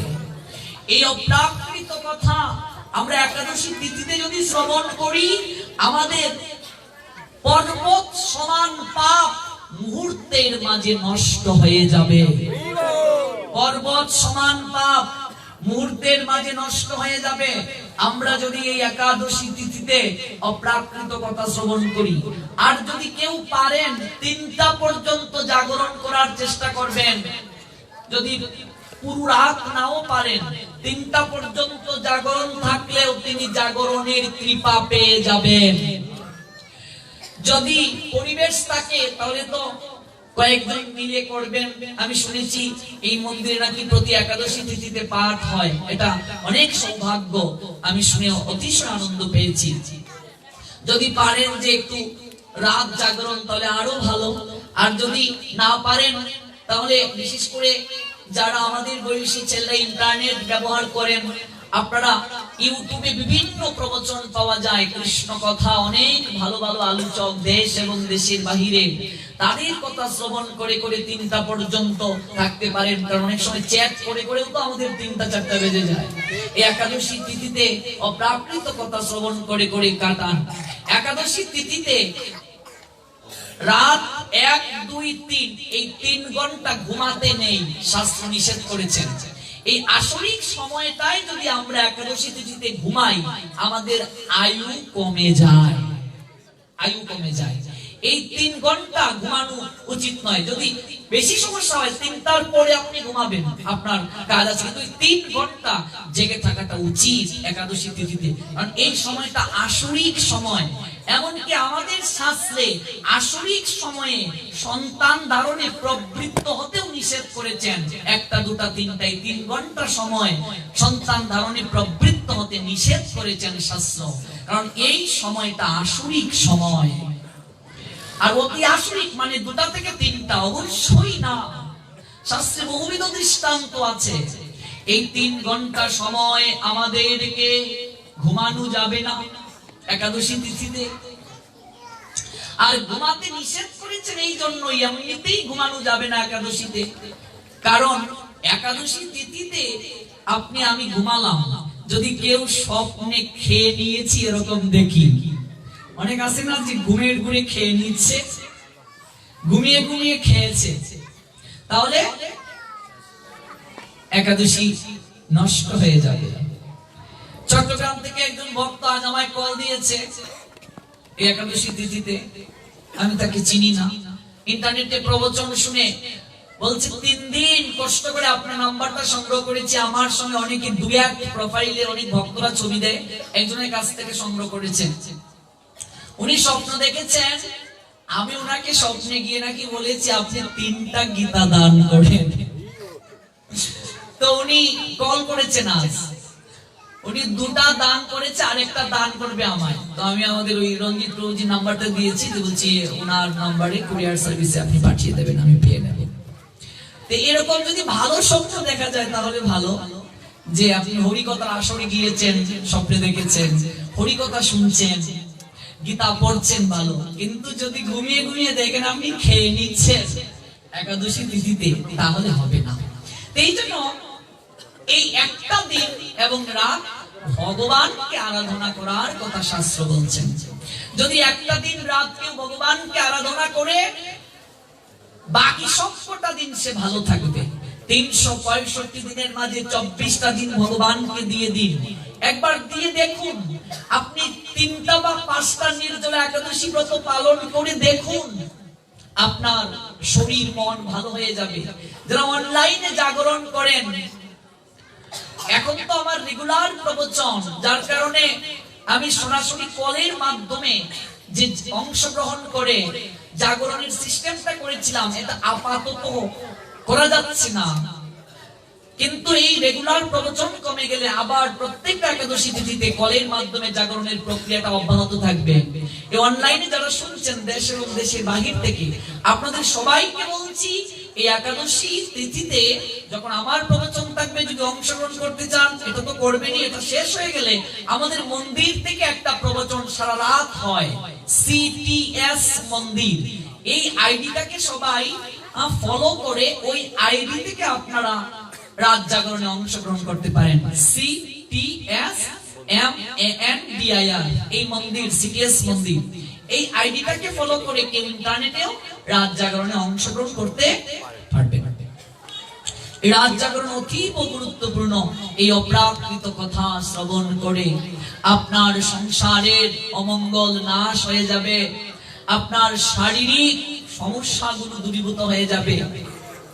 এই জন্য আবারও অনুরোধ করছি, মাসে 2টা দিন আর বছরে 24টা দিন ভগবানকে দিয়ে দিন, ভগবান আপনাকে ভালো রাখবেন। এই অপ্রাকৃত কথা, যে কথার মাঝে এতটা শক্তি রয়েছে, ভগবান বলছেন নাম নাম অকারি বহুদা নিজ সর্বশক্তি। আমি আমার সমস্ত শক্তি ওই নামের মাঝে দিয়ে দিয়েছি, কথার মাঝে দিয়ে দিয়েছি। তত্ত্বর পিতা নিয়মিত স্মরণে নোকালো। তোমার কর্তব্য হচ্ছে দিবানিশি এই কথাকে শ্রবণ করা। একাদশী তিথিতে কেবল অপ্রাকৃত কথা শ্রবণ করবে। উপবাস থেকে, উপবাস, উপ শব্দের অর্থ নিকটে, বাস শব্দের অর্থ অবস্থান করা, অর্থাৎ না খেয়ে ভগবানের নিকটে অবস্থান করার নামই হচ্ছে উপবাস। না খেয়ে ভগবানের নিকটে কিভাবে অবস্থান করব? ভগবানের নিকটে অবস্থান করা যায় ভগবানের কথার দ্বারা। এই যে আমরা ভগবানের কথা শ্রবণ করছি, ভগবান আমাদের সঙ্গে আছে। নয়ন তিষ্ঠামি বৈকুণ্ঠে যোগিনাম হৃদয়ে নচ মদ ভক্ত যত্র গায়ন্তি তত্র তিষ্ঠামি নারদ। হে নারদ, আমি বৈকুণ্ঠে থাকি না, যোগীদের হৃদয়েও থাকি না। আমার ভক্তগণ যেখানে মিলিত হয়ে আমার গুণ কীর্তন করেন, আমি সেই স্থানে শ্রীমতী রাধা রানীকে নিয়ে বিরাজ করি।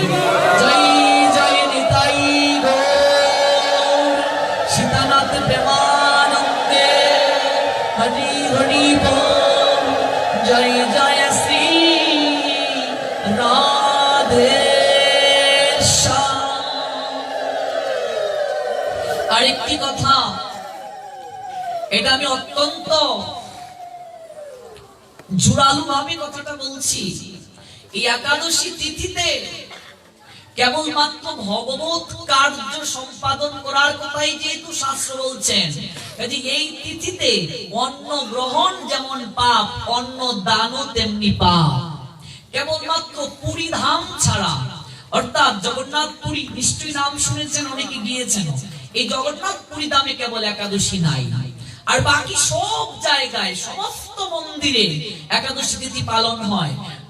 ভগবানকে যে প্রসাদ লাগানো হয়, নৈবেদ্য অন্ন, ভগবানের প্রসাদ মানে ভগবান বিষ্ণুর প্রসাদও পর্যন্ত একাদশীতে গ্রহণ নিষেধ করা হয়েছে।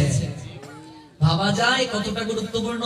ভগবানকে যে আপনি অন্ন নিবেদন করবেন, এই অন্নটা রেখে দিতে হবে, পরের দিন পাবেন, একাদশীতে গ্রহণ করতে পারবেন না। এমনকি কোন ভক্ত বৈষ্ণবকে এই দিন অন্ন দান পর্যন্ত পাপ। কোন ভক্ত বৈষ্ণব যদি গৃহে এসেছেন, অন্ন দেওয়া যাবে না, কাউকে অন্ন কর্য দেওয়া পর্যন্ত এই দিন নিষেধ, অন্ন দেওয়া যাবে না। অন্ন দান নিষেধ একাদশীতে, অন্ন গ্রহণও নিষেধ। যেখানে মহাপ্রভুর কথা আমরা দিয়ে শুরু করেছি চৈতন্য চরিতামৃত থেকে, যে সচিমাকে বলছেন অন্ন গ্রহণ করা যাবে না, এই কথাটা একেবারে জোরালো ভাবে বলছি।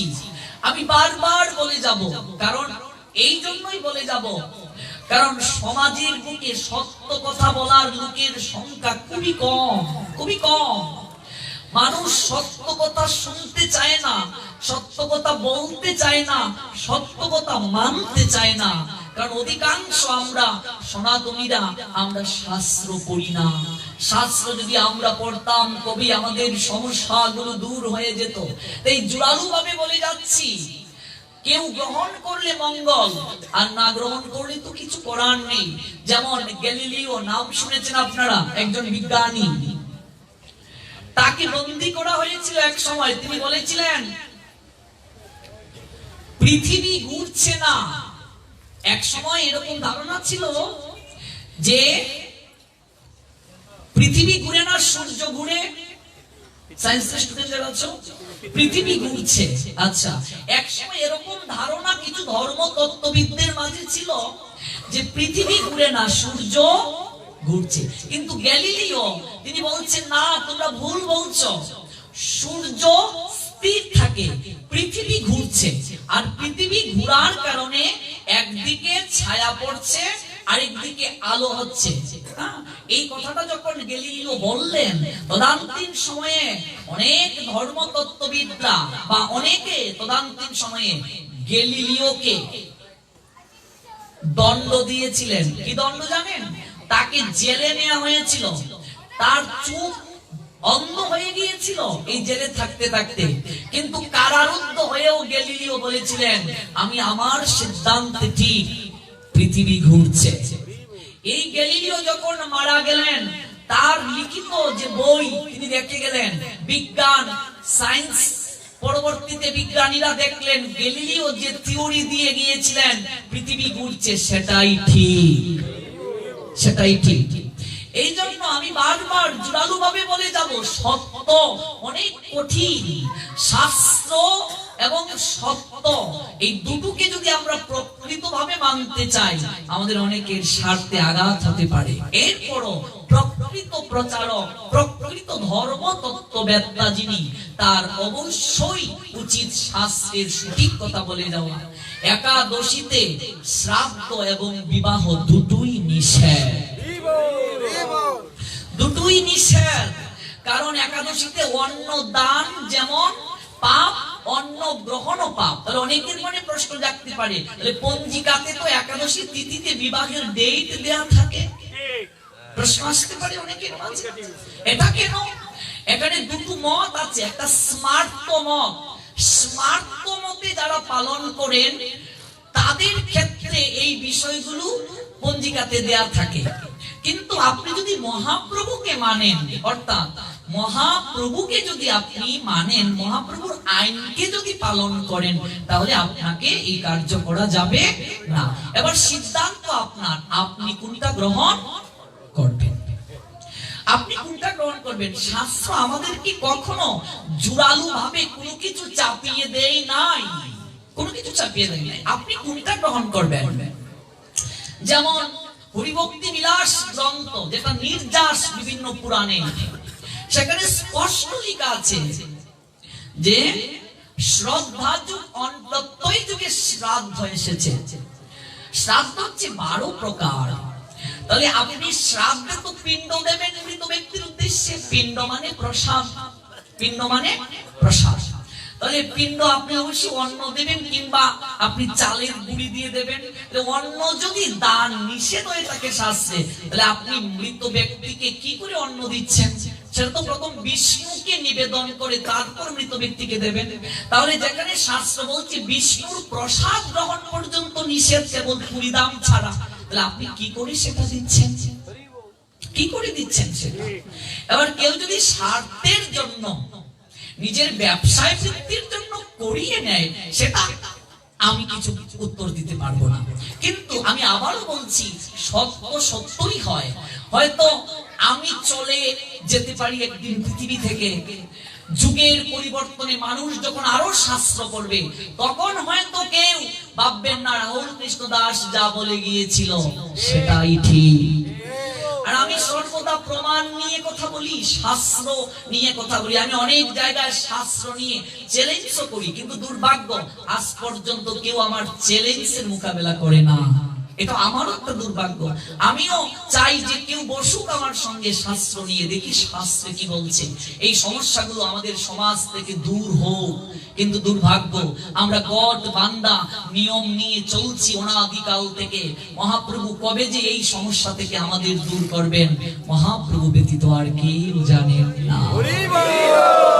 এই জন্য বুদ্ধিমান ব্যক্তি যারা, বিচক্ষণ ব্যক্তি যারা, করবে মহাপ্রভুকে, কারণ মহাপ্রভু হচ্ছেন এই যুগ পুরুষোত্তম, প্রেম পুরুষোত্তম, কলির পাবন অবতারী ভগবান। তিনি যেখানে স্পষ্টভাবে বলে গিয়েছেন তার মাকে পর্যন্ত একাদশীতে অন্ন না খাইবে। মহাপ্রভু অন্ন গ্রহণের কথা নিষেধ করেছেন, নিজেও গ্রহণ করেননি, কাউকে গ্রহণ করতেও নিষেধ দিয়েছেন। তাছাড়া শাস্ত্রের বিভিন্ন জায়গায় এই কথাগুলো আছে। এবার আরেকটা কথা বলে দিই আপনাদেরকে, পুরাণে অনেক জায়গায় একাদশীতে শ্রাদ্ধ করার কথা লেখা আছে। লেখা যে নেই তা নয়, লেখা আছে। ভালো করে কথা বুঝুন। পুরাণের বিভিন্ন জায়গায়, যেমন মৎস্য পুরাণ, সেখানে লেখা আছে একাদশীতে শ্রাদ্ধ হবে। কিন্তু পুরাণ তিন ভাগে বিভক্ত, একটা সাত্ত্বিক, একটা রাজসিক, একটা তামসিক। আচ্ছা এবার বলুন তো, আপনি আপনার বাবার শ্রাদ্ধ কি তামসিক করবেন, না সাত্ত্বিক করবেন, না রাজসিক করবেন? জোরালো ভাবে বলবেন, নেটে শুনতে সবাই। সাত্ত্বিক, সাত্ত্বিক, রাজসিক না তামসিক? তো উত্তর তো আপনারাই দিচ্ছেন, আপনারাই দিচ্ছেন। তামসিক পুরাণ যদি আপনি গ্রহণ করতে চান সেটাও আপনি গ্রহণ করতে পারবেন, সেটাও নিষেধ নেই। কিন্তু কেউ চাইবে না যে আমার বাবা মার শ্রাদ্ধ তামসিক হোক, কেউ চাইবে না, সবাই চাইবে সাত্ত্বিক হোক। তাহলে সাত্ত্বিক পুরাণ কয়টা? 6টা। এবার দেখতে হবে সাত্ত্বিক পুরাণের মাঝে আছে কিনা। এবার সাত্ত্বিক পুরাণে থাকলে হবে না, ভাগবত সেটাকে সমর্থন করেছেন কিনা। শুধু ভাগবত সমর্থন করলে হবে না, মহাপ্রভু সেটাকে সমর্থন করেছেন কিনা। এখন মীমাংসা জলের মতো পরিষ্কার, বুঝি না, এটাই সমস্যা, বুঝি না। কারণ এই ভাগবত সমগ্র পুরাণের সার, সমগ্র পুরাণকে মন্থন করে, সমগ্র পুরাণকে মন্থন করে যে সার উঠে এসেছে সেটা ভাগবতে, যেটাকে অমল পুরাণ বলে। মল মানে দোষ, অমল যার মাঝে কোনো দোষ নেই। অর্থাৎ ভাগবতে কোনো দোষ নেই, পুরাণের বিভিন্ন জায়গায় দোষ রয়েছে। কৃষ্ণদ্বৈপায়ন বেদব্যাস এই কথাগুলো লিখেছেন যে শ্রাদ্ধ একাদশীতে হবে, এটা লিখেছেন। কিন্তু আবার কিছু কিছু পণ্ডিতদের মাঝে মতানৈক্য আছে যে সবগুলো পুরাণে ব্যাসদেব লিখেছেন কিনা, এটা নিয়েও মতানৈক্য আছে। এরপরে এত এত গ্রন্থ রচনা করার পর ব্যাসদেবের মনে কোনো শান্তি ছিল না। তিনি সরস্বতী নদীর তীরে বসে একেবারে ক্রন্দন করছেন যে আমি এত এত গ্রন্থ রচনা করলাম। এটা ভাগবতের শুরুতে আছেন, কেউ যদি ভাগবত পড়ে থাকেন, যদি এখানে কেউ ভাগবত পড়েন, দেখবেন শুরুতেই কথাগুলো লেখা আছে। এত এত গ্রন্থ আমি রচনা করলাম, আমি নিজেই শান্তি পাচ্ছি না, জগৎ জীবকে আমি কি করে শান্তি দেব? তখন তার গুরুদেবকে স্মরণ করলেন, দেবর্ষি নারদকে। নারদ এসে বললেন, পুত্র তুমি কেন ক্রন্দন করছো? আমি এত এত গ্রন্থ রচনা করলাম গুরুদেব, আমার মনে কোনো শান্তি নেই, তাহলে আমি নিজেই শান্তি পাচ্ছি না, জগতের মানুষকে কি করে শান্তি দেব?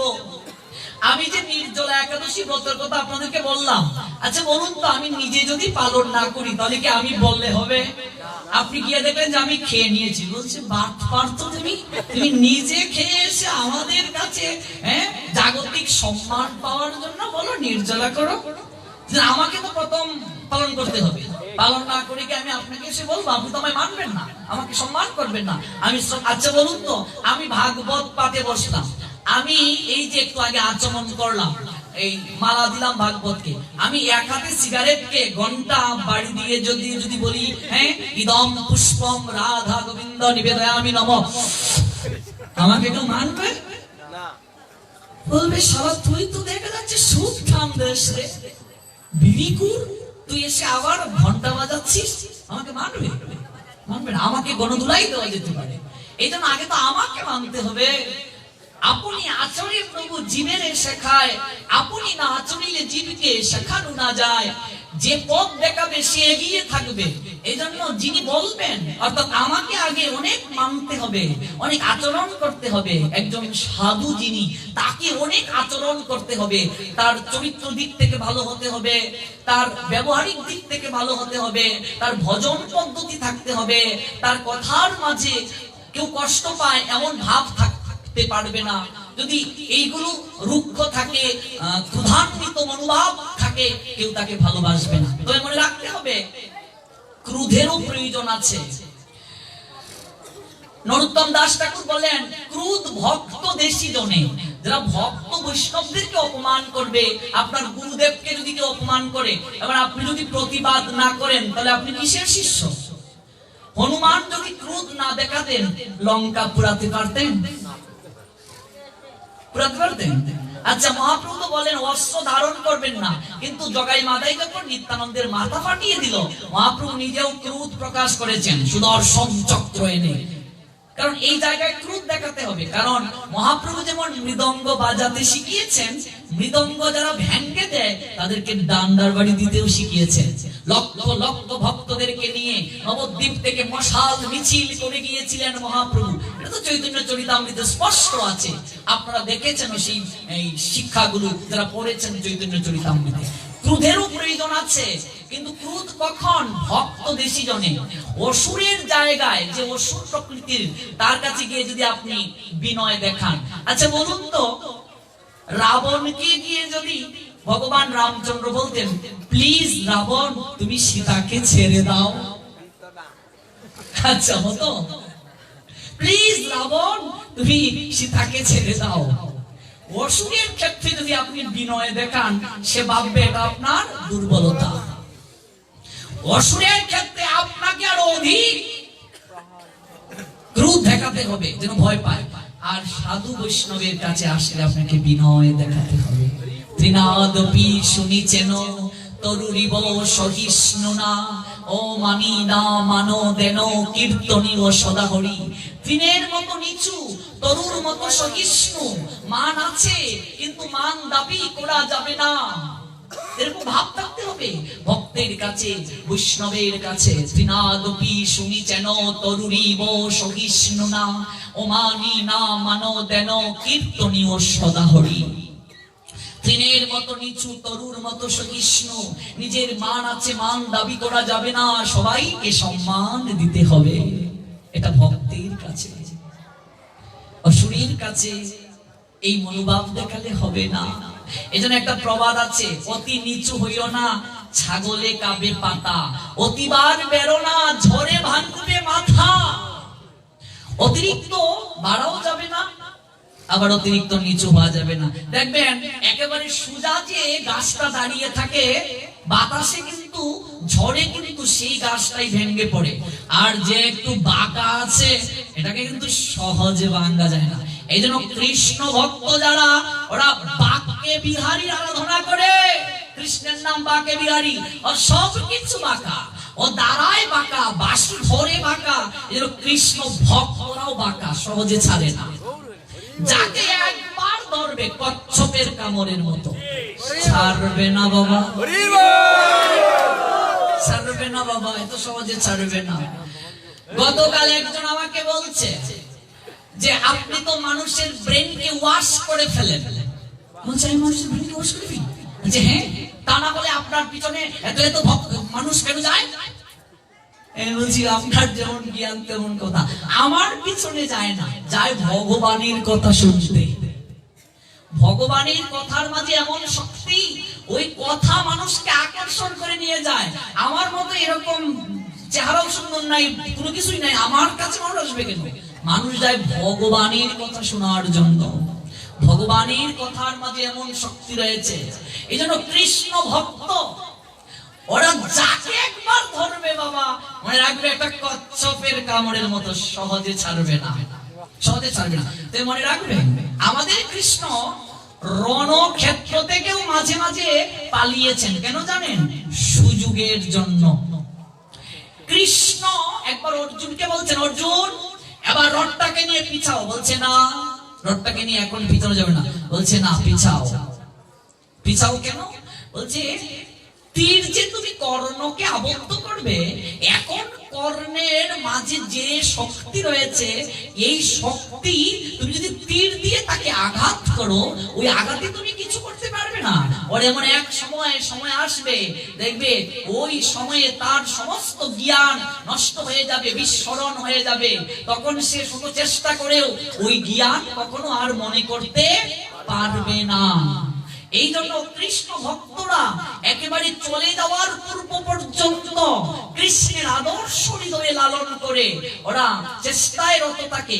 কারণ সাধু ভক্ত বৈষ্ণব যারা, ওরা বিশ্বাস করে, সাধু যারা, ভক্ত যারা, বৈষ্ণব যারা, ওরা হচ্ছে শাস্ত্রের ধারক বাহক। ওরা নিজের মন গড়া কথা বলে না, ওরা ভগবানের কথাটা জগতের বুকে প্রচার করে। আর একজন প্রচারক হিসেবে আমি বিশ্বাস করি শাস্ত্রের কথা।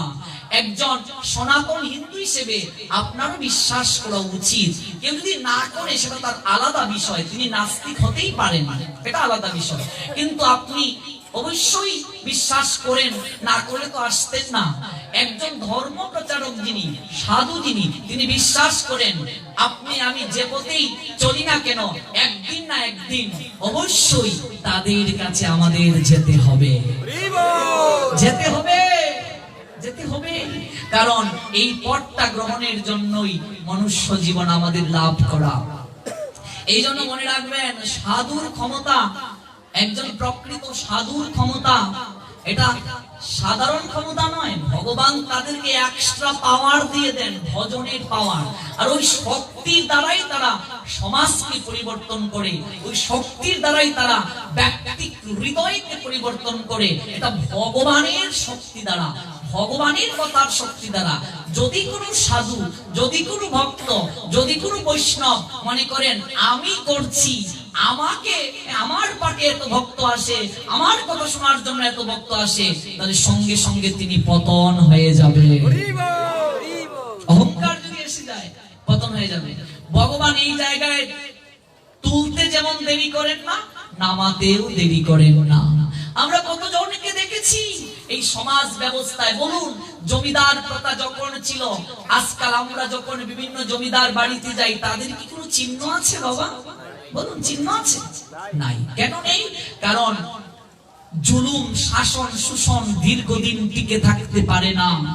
প্রত্যেকের একটা শেষ আছে। শাস্ত্রকে মন গড়া ব্যাখ্যা করে নিজেদের পুঁজি সাধনের দিন চিরদিন থাকবে না। একদিন না একদিন সেই পুঁজি শেষ হয়ে যাবে, আর সেই পুঁজি কৃষ্ণ ভক্তরাই শেষ করে দেবে। কৃষ্ণ ভক্তরাই জগতের বুকে এই শাস্ত্রের আদর্শকে লালন করবে, স্থাপন করবে। কারণ হচ্ছে ঈশ্বর পরম কৃষ্ণ সচ্চিদানন্দ বিগ্রহ, অনাদির আদি গোবিন্দ, সর্বকারণ কারণ। জগতের বুকে সর্বকারণের পরম কারণ কৃষ্ণ, সর্বকারণের পরম কারণ, অনাদির আদি তিনি, এবং তিনি সুন্দরেরও সুন্দর, চির সুন্দর। তিনি সজীবের চেয়েও সজীব, তিনি হলেন চির সজীব। জগতে যখন কোনো জল ছিল না, জগতে যখন কোনো স্থল ছিল না, তখন একজন ছিলেন, তিনি অনাদির আদি শ্রী গোবিন্দ ভগবান। আচ্ছা বলুন তো, এই কথাটা কেন বললাম যে অনেক সময় ভগবান কৃষ্ণ রণক্ষেত্র থেকেও পালিয়ে গিয়েছিলেন? এটা তারা কি শিক্ষা দিলেন? এই কথাটা কেন বললাম? তার কারণ হচ্ছে, একজন কৃষ্ণ ভক্ত যখন কাউকে পরিবর্তন করতে চান, তিনি প্রথম কৃষ্ণ ভক্তির শিক্ষা, শাস্ত্রের কথাগুলো বলেন। যদি তিনি গ্রহণ নাও করেন, কিছুটা সময়ের জন্য তিনি তার কাছ থেকে চলে যান, কিন্তু তিনি আবার তাকে বলবেন, আবার আসবেন, আবার তাকে বলবেন, আবার তাকে বলবেন, আর শুনিতে শুনিতে হইবে বড় হিত। যত শুনবে ধীরে ধীরে তার মঙ্গল হয়ে যাবে।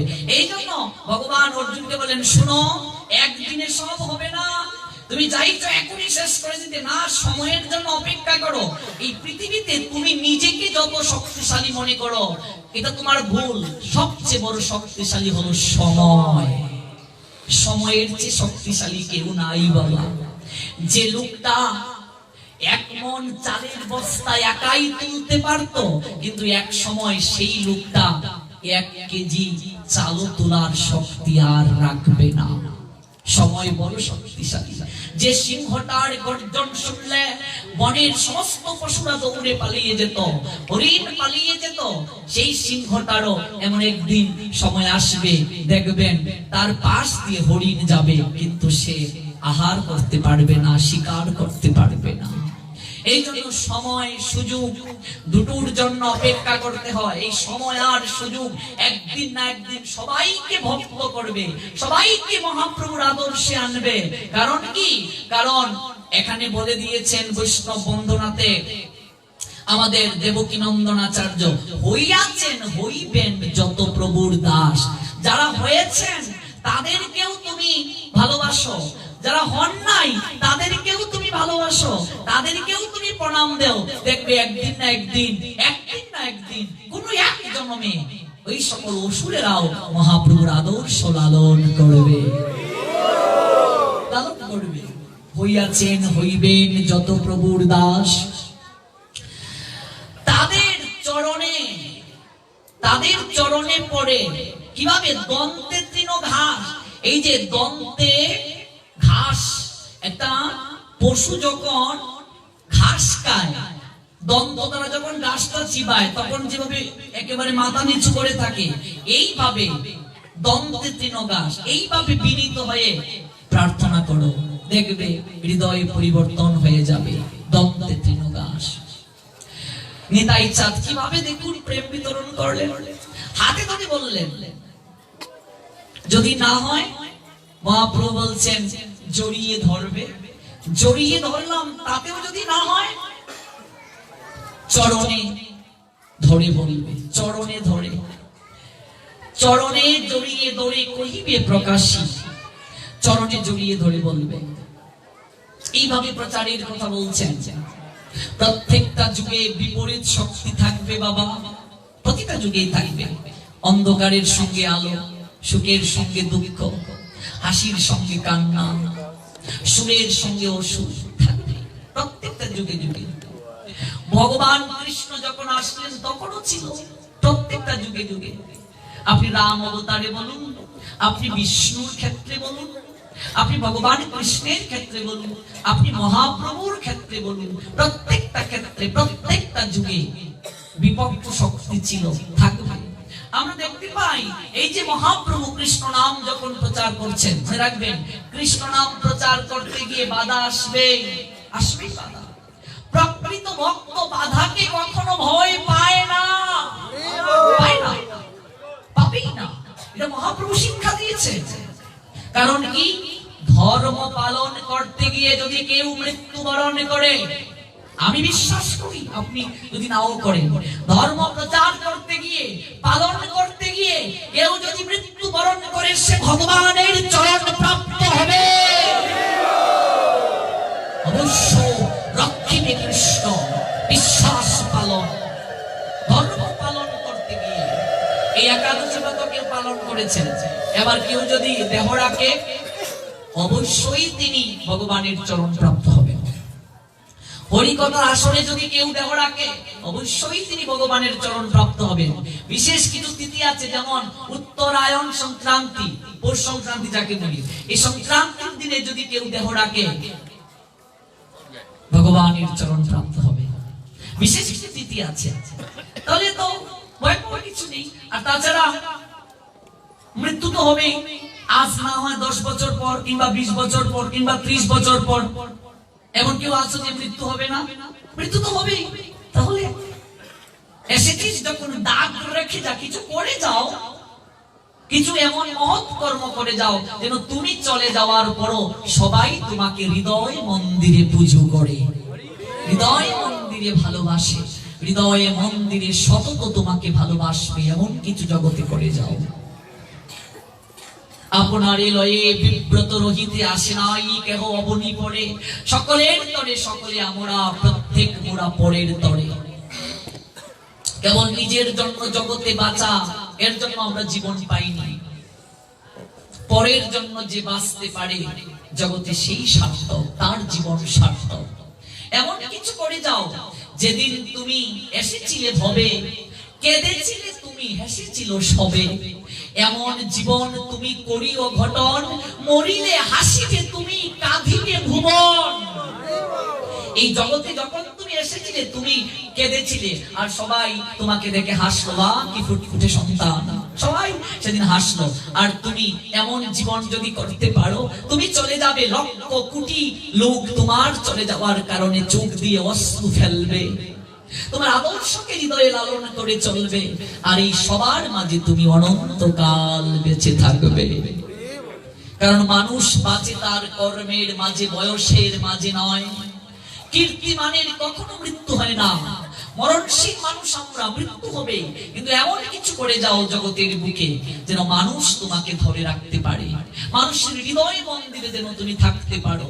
অন্তত তুমি মরে গেলে মানুষ যেন দুপুরটা জল ফেলে, কেউ যেন না বলে এমন কাজ আমরা করব না জগতে, কেউ যেন না বলে মরেছে, আপদ বিদায় হয়েছে, ওই লোকটা মরেছে, ওই অসুর এর মৃত্যু সংবাদ শুনলে আনন্দ পাবো, এরকম কথা যেন কেউ না বলে। আমরা এমন কোনো কাজ করব না যেন আমাদেরকে নিয়ে কেউ এরকম কথা বলবে। আমরা এমন কাজ করব যেন আমরা চলে যাওয়ার পর মানুষের মনে আমাদের কথা দাগ কাটবে, আমাদেরকে মানুষ স্মরণ করবে। প্রতিটা যুগে যুগে মানুষ ছিল এরকম বিপরীত পক্ষ। মহাপ্রভুর সময়ে ছিল, মহাপ্রভু যখন এই কৃষ্ণ নাম প্রচার শুরু করলেন শ্রীবাসের আঙ্গিনা থেকে, শ্রীবাসের আঙ্গিনা থেকে শুরু করলেন মহাপ্রভু এই কীর্তন প্রচার। সাধুরা যদি কারো গৃহে এসে থাকে দেখবে অনেক বদনাম আসবে, এটা মহাপ্রভুর সময়েও ছিল। মহাপ্রভু যে জায়গা থেকে কীর্তন প্রচার শুরু করলেন প্রথম শ্রীবাসের আঙ্গিনা থেকে, মহাপ্রভু কীর্তন শুরু করলেন, কতজন কত কথা বলে। এরকম কথাও শ্রীবাসের ঘরণী মালিনীকে অনেকেই বলতেন, আর সারাদিন মৃদঙ্গ বাজিয়ে উচ্চেশ্বরে হরিনাম করে সংসার কি করে চলবে? মালিনী, তোমার স্বামী সারাদিন মহাপ্রভু মহাপ্রভু বলে চোখে জল ফেলে, সংসার কি করে চলবে তোমাদের? সংসার শ্রীবাসের চিন্তা পাড়া প্রতিবেশী, সংসার শ্রীবাসের চিন্তা পাড়া প্রতিবেশী। একটা মজার ঘটনা বলি, এগুলো মনে পড়ে যায়। একজন ভক্ত যে আমার পার্শ্বনাথ প্রসাদ পেয়েছে, তার মাকে একজন বলছে, হে গো, হ্যাঁ প্রতিবেশী একজন বলছে, হে গো, হিকি হিকি হিকি, তোমার ফুয়া বুঝি নিরামিষ খায়? মাই মাই মাই মাই মাই মাই গো, কালকাই ডিম খাওয়াও তারে। মাই গো, এটা কি তা করতেছো তুমি? ফুয়া বেটিও খায় নিরামিষ, আর চিন্তা ওই পাড়া প্রতিবেশী। বেটি কয়, মাই গো, আমার চিন্তা আমি করবো না, তুমি তোমার চিন্তা করো। শেষ নিশ্চিস। আর যদি হয়তো ঠিকই তো হইছ গো, এই শুরু হয়ে গেছে। এই হচ্ছে আমাদের অবস্থা, আমাদের অবস্থা এই জায়গায়। শ্রীবাসের সংসার চিন্তা করা প্রতিবেশী, তোমার সংসার কি করে চলবে গো মালিনী? এবার মায়েদের মন্ত্র একবার দুবার তিনবার বললে তো নিশ্চয়ই এটা নেবে। এসে বলছে শ্রীবাসকে, তুমি যে হরিনাম করো মানুষ কি বলে, তা কি তোমার কানে যায়? কে কি বলে? এই যে অনেকেই বলে সংসার কি করে চলবে, সংসার কি করে চলবে। শ্রীবাস এসে বলছেন, তাহলে কি করবো, আমি নাম ছেড়ে দেবো? সংসার তো ঠিকই চলছে, আরো তো ভালো করে চলা উচিত। সবাই বলে ওই নাম না করে যদি আরো ভালো করে সংসারে মন দিতে আরো ভালো চলতে পারতাম আমরা। এবার শ্রীবাস তিনটা তালি দিলেন। কি সুন্দর চৈতন্য চরিতামৃতের কথা, তিনটা তালি দিলেন। মালিনী বলছি, এই কি? আমি বললাম সংসার কি করে চলবে, তুমি তালি দিলে তিনটা, এটা আবার কি? তুমি কি রসিকতা করছো আমার সঙ্গে? বলতে রসিকতা নয়, এটাই তো, বুঝিবে রসিক জন না বুঝিবে মূঢ়। তালি দিলাম তিনটা। ওগো মালিনী, আমার আঙ্গিনা থেকে মহাপ্রভু কীর্তন শুরু করেছেন। এই বিশ্ব ব্রহ্মাণ্ডের মালিক যিনি, তিনি আমার গৃহে আছেন। রাজা যার সঙ্গে থাকেন তার কি কোনো কিছুর অভাব হয়? তিনটা তালি দিলাম। প্রথম দিন অপেক্ষা করে দেখব কিছু ব্যবস্থা করেন কিনা তিনি। তাতেও যদি কোনো ব্যবস্থা না হয়, দুটা তালি দিলাম। দ্বিতীয় দিন অপেক্ষা করব, তাতেও যদি কিছু না হয় 3টা তালি দিলাম, তৃতীয় দিন অপেক্ষা করব, তাতেও যদি কিছু না হয় গলায় কলসি বেঁধে গঙ্গায় ডুবে মরব, নাম ছাড়তে পারবো না, নাম মুখ থেকে ছাড়তে পারবো না। মালিনী, আমি নাম ছাড়তে চাইলেও নাম আমাকে ছাড়ে না মালিনী, নাম ছাড়বো না। মহাপ্রভু যখন কথাটা শুনলেন, তিনি শ্রীবাসের কাছে এসে বললেন, শ্রীবাস, এতটা তোমার বিশ্বাস আমার প্রতি, এতটা ভক্তি তোমার ভগবানের নামের প্রতি, শ্রদ্ধা তোমার, শ্রীবাস, আমি তোমায় আশীর্বাদ করছি, বৈকুণ্ঠের লক্ষ্মীও যদি কোনোদিন অন্যের অভাবে দাঁড়ে দাঁড়ে ভিক্ষায় বের হয়, তোমার সংসারে কোনোদিন পরম্পরাক্রমে অন্ন জলের অভাব হবে না। আচ্ছা বলুন তো, লক্ষ্মী কি কোনোদিন ভিক্ষায় বের হবে? তার মানে কোনোদিন তোমার সংসারে অভাব হবে না। শুধু এটাই নয়, আমি লীলা সংবরণ করে যখন চলে যাব, তোমার নামে আঙ্গিনা হবে, শ্রীবাস আঙ্গিনা। যারা শ্রীবাস আঙ্গিনা সাজিয়ে ভক্তদেরকে আমন্ত্রণ করবে, তাদেরও উৎসবে কোনোদিন অন্ন জলের অভাব হবে না। আচ্ছা বলুন, এখানে তো অনেকেই কীর্তন দেন, সংকীর্তন, নাম যজ্ঞানুষ্ঠান, চাল ডালের কি অভাব হয় বাবা? বাড়ে। আশীর্বাদ করেছেন মহাপ্রভু। ভাবছেন এত মানুষ, প্রসাদ আজকে হয় কি হয় না, এরকম ভাবনা অনেক সময় কমিটিরা আসে, কিন্তু দেখবেন কোত্থেকে যে হয়ে যায়, এটা মহাপ্রভুর আশীর্বাদ। আশীর্বাদ করে গেছেন মহাপ্রভু। তাছাড়া শ্রীবাস, এই সকল ভক্তরা তোমার গৃহে অবস্থান করছে, তুমি এতটা দিন তার সেবা করছো। সাধু সেবার রেজাল্ট কোনোদিন শেষ হয় না। সাধু যারা সেবা করে, লক্ষ্মী তাদের গৃহ ছেড়ে কোনোদিন যান না। সাধুদেরকে যারা সেবা করবে, সাধু যাদের গৃহে থাকবে, লক্ষ্মী সেই গৃহ ছেড়ে কোনোদিন যাবেন না। এটা মহাপ্রভুর আশীর্বাদ। অথচ এই শ্রীবাসের আঙ্গিনাতে মহাপ্রভু কীর্তন করেন ভক্তদেরকে নিয়ে, যেটা চৈতন্য চরিতামৃতের আদি লীলার 7ম পরিচ্ছেদে কবিরাজ গোস্বামী পাদ লিপিবদ্ধ করলেন এই গ্রন্থে। চৈতন্য চরিতামৃত আদি লীলা সপ্তদশ পরিচ্ছেদ, অর্থাৎ সপ্তদশ পরিচ্ছেদে কবিরাজ গোস্বামী পাদ এই অপ্রাকৃত লীলা জগৎকে দেখালেন। নবদ্বীপের কিছু লোক 500 বছর আগের কথা, এই তারিখে মহাপ্রভুর আবির্ভাব হচ্ছে 536তম, 536 বছর আগে মহাপ্রভু এই জগতে এসেছিলেন। এই তারিখে মহাপ্রভুর আবির্ভাব তিথি উপলক্ষে আমার 7 দিন পাঠ আছে, গৌর কথা, শ্রীমঙ্গল, আপনাদের আমন্ত্রণ থাকলো। 7 দিন পাঠ হবে কেবল মহাপ্রভুকে নিয়ে। মহাপ্রভু সম্পর্কে আমাদের জানা উচিত এই কলিহত জীবের। সেই শ্রীবাস আঙ্গিনাতে মহাপ্রভু যখন কীর্তন করেন, নবদ্বীপের অনেক ভক্তরা সেই কীর্তনে যোগদান করেন।